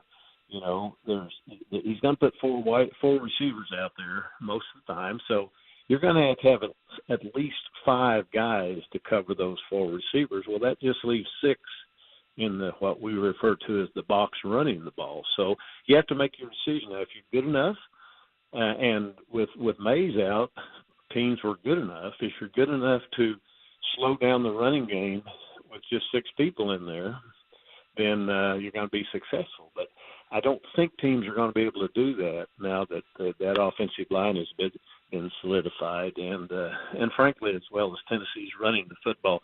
I don't have the exact number in front of me, but with those 3 running backs, and of course Jalen Wright right now is having a phenomenal year so far, 6 games in.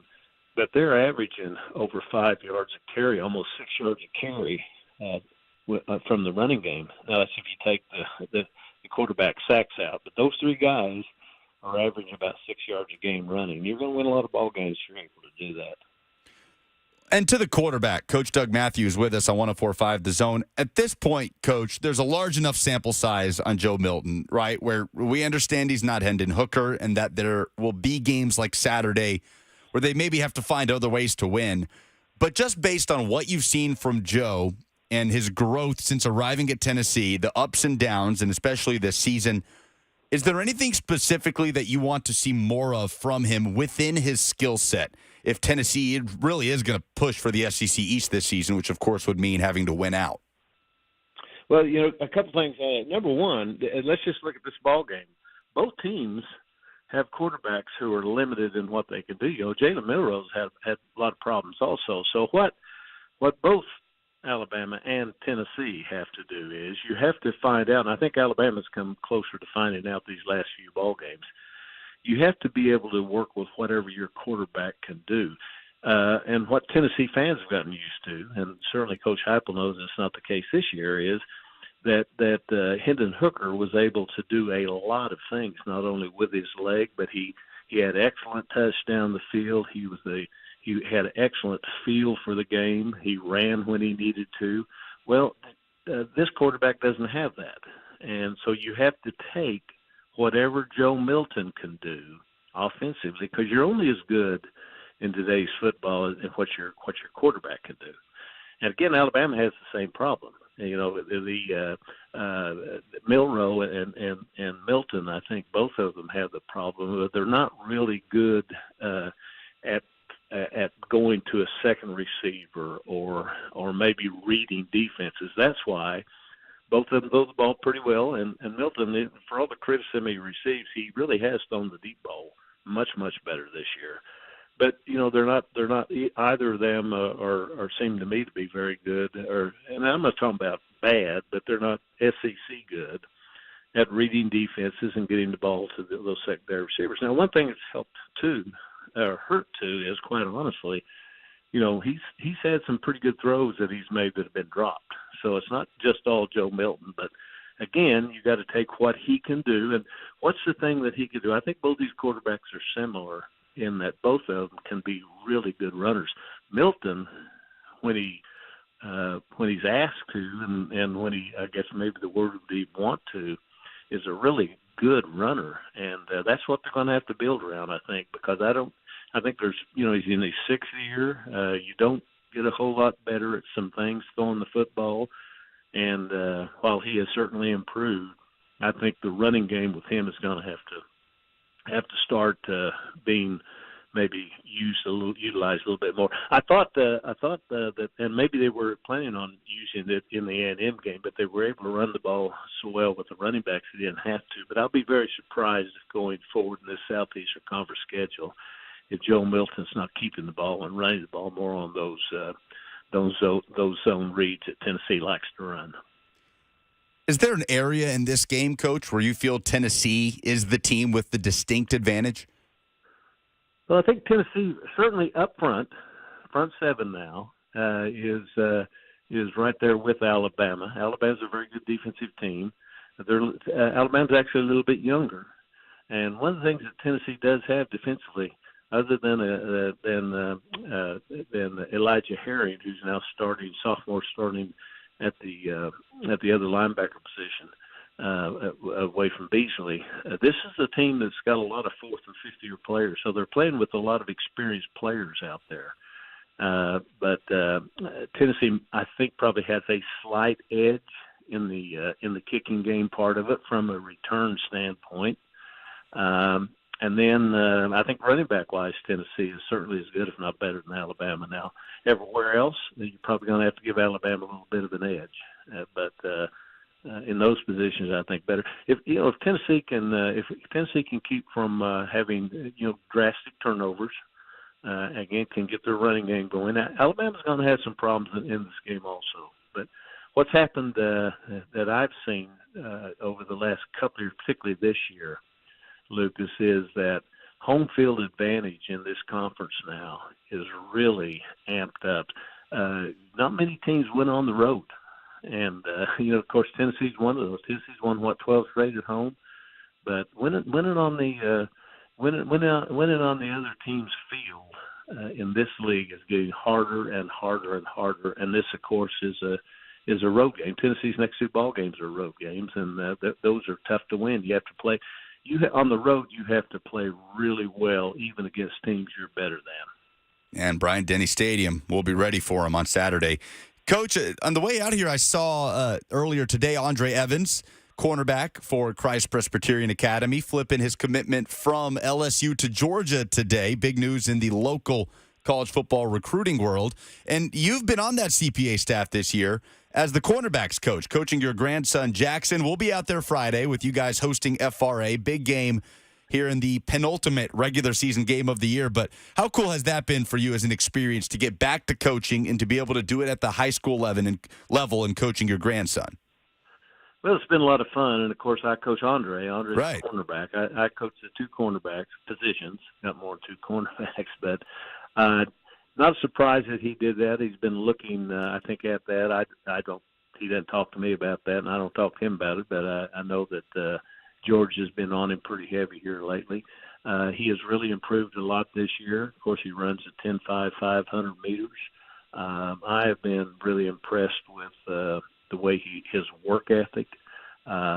He is, I think, is going to be has an opportunity to be a really, really good defensive back. Georgia has been, again, all over him lately. I maybe was a little bit surprised because he was really liked LSU, but for some reason, and I have no idea what it is, he decided to go with Georgia on that. But he's a fine young man. He really works hard, and he's improved probably 100% over last year, and continues to get a little bit better, primarily because of his work ethic, and of course he has a lot of excellent ability. And, Coach, finally, on a more somber note, Tennessee basketball legend Bill Justice passing away early Tuesday morning at the age of 76. I know this is someone that you were close to, Tennessee Sports Hall of Famer, but a regular on your show on Saturday mornings or on Sunday mornings during basketball season. What can you say about Bill Justice and everything that he's meant to not just, the Tennessee Volunteers, but this whole community? Well, Bill and I were the same era. We graduated the same year. I didn't know him at all, but I certainly watched him play basketball when they came into Memorial Gymnasium when I was at Vanderbilt. He was someone that for years, if I had a question about basketball, Tennessee basketball, for the Sunday show, I would call him, and finally I got smart enough to ask him to be on the show. He had some health problems that I knew about, and his family handle out what those health problems are if they want to. But quality guy, a great Vol, and I mean that not only as a player but as a supporter and someone who loved Tennessee. Of course, he grew up in Knoxville, went to Fulton High School. A little thing on leaving that a lot of folks don't know, and I've read many of the comments and articles about him.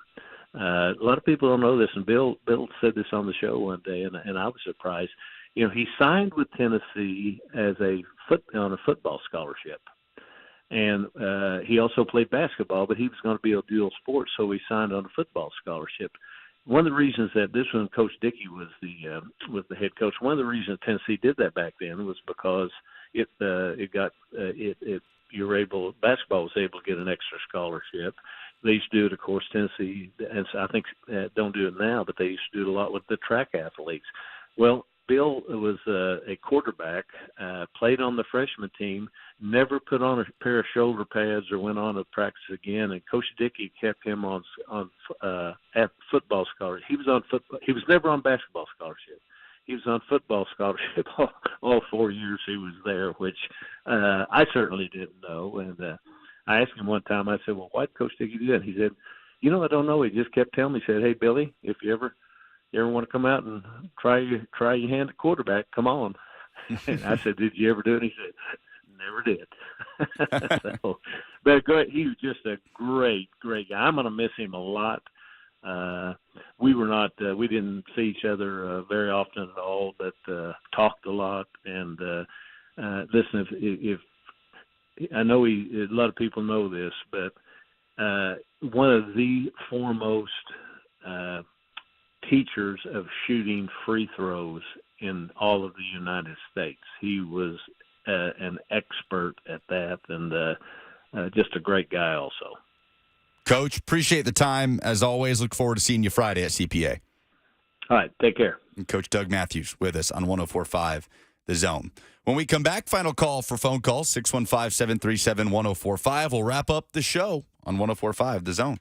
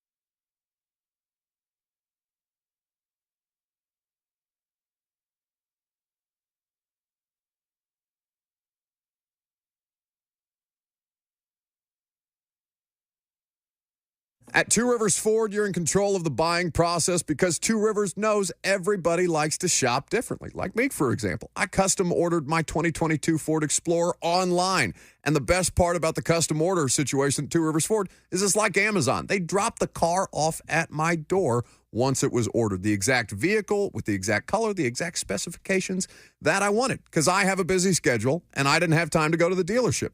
You can go out and test drive a vehicle at Two Rivers Ford anytime you want to. You can even schedule an at-home test drive situation through Two Rivers Ford. And if you do want to shop at the dealership, the Two Rivers non-commissioned sales team will make sure you have an excellent experience. At Two Rivers Ford, you're always in the driver's seat. Powered by Ford, driven by people.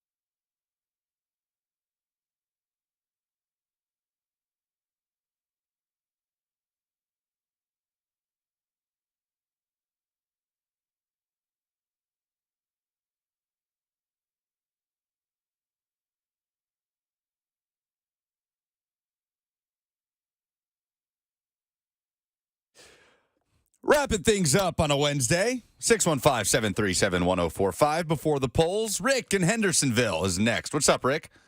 Hey, good afternoon, guys. How you doing? You go with Will Levis. Now, I'm going to tell you why. See what you have. You picked him up high, second round last year. See what you've got, because right now you're struggling on a QB. If you see that there is potential, even though he's getting the hell beat out of him, if the potential's there, then do what you did last year in the draft. I pounded the table for Skoronski. Skoronski's probably the best first-round draft pick they've had in 5 years, maybe 6 years. This year, I'm going to start pounding the table on Joe Alt, left tackle, Notre Dame. There you go. You shore up that offense. Those are my opinions. Hey, thanks for the call, Rick. Yeah, good call by Rick. Wants to see more done on the offensive line. That's a quick trigger you got there on the music, Jackson. It was like I was fading it up to kind of like switch it out, and then he finished up, so I just kind of had to kill it. Offensive line is going to take multiple off seasons, and you've only seen the beginning of that effort with this past off season, the addition of Skoronski. NPF, we'll see how he fits into that in the future. Is that at left tackle? Is that at right tackle? I don't know. In the short term, it's looking more like it'll be on the left than the right. But I get it. Rick wants to see the Titans build out and continue to dedicate capital on the offensive line. And if you're going to trot out a rookie quarterback, you better have something in front of him that will allow him to stay upright and actually show you what you got. You want to see what you got, but can you right now? That's the problem. Let's do some polls. Why so serious? Let's put a smile on that face. I don't know where the Batman is. Doesn't matter, because here's Lucas Panzica on the Buck Rising Show. Update the polls, Lucas. Here we go. Update the polls, Jackson.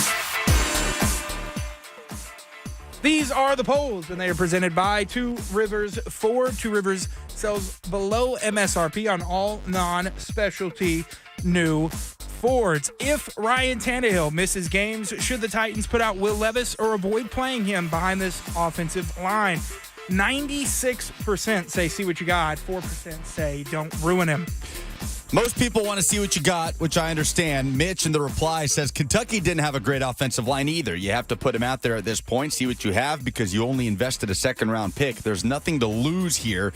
Well, Mitch, Kentucky did not have a great offensive line. That led to Will Levis getting injured, and it led to the offense generally disappointing in a 6-6 season where they had high hopes. You have a lot to lose here.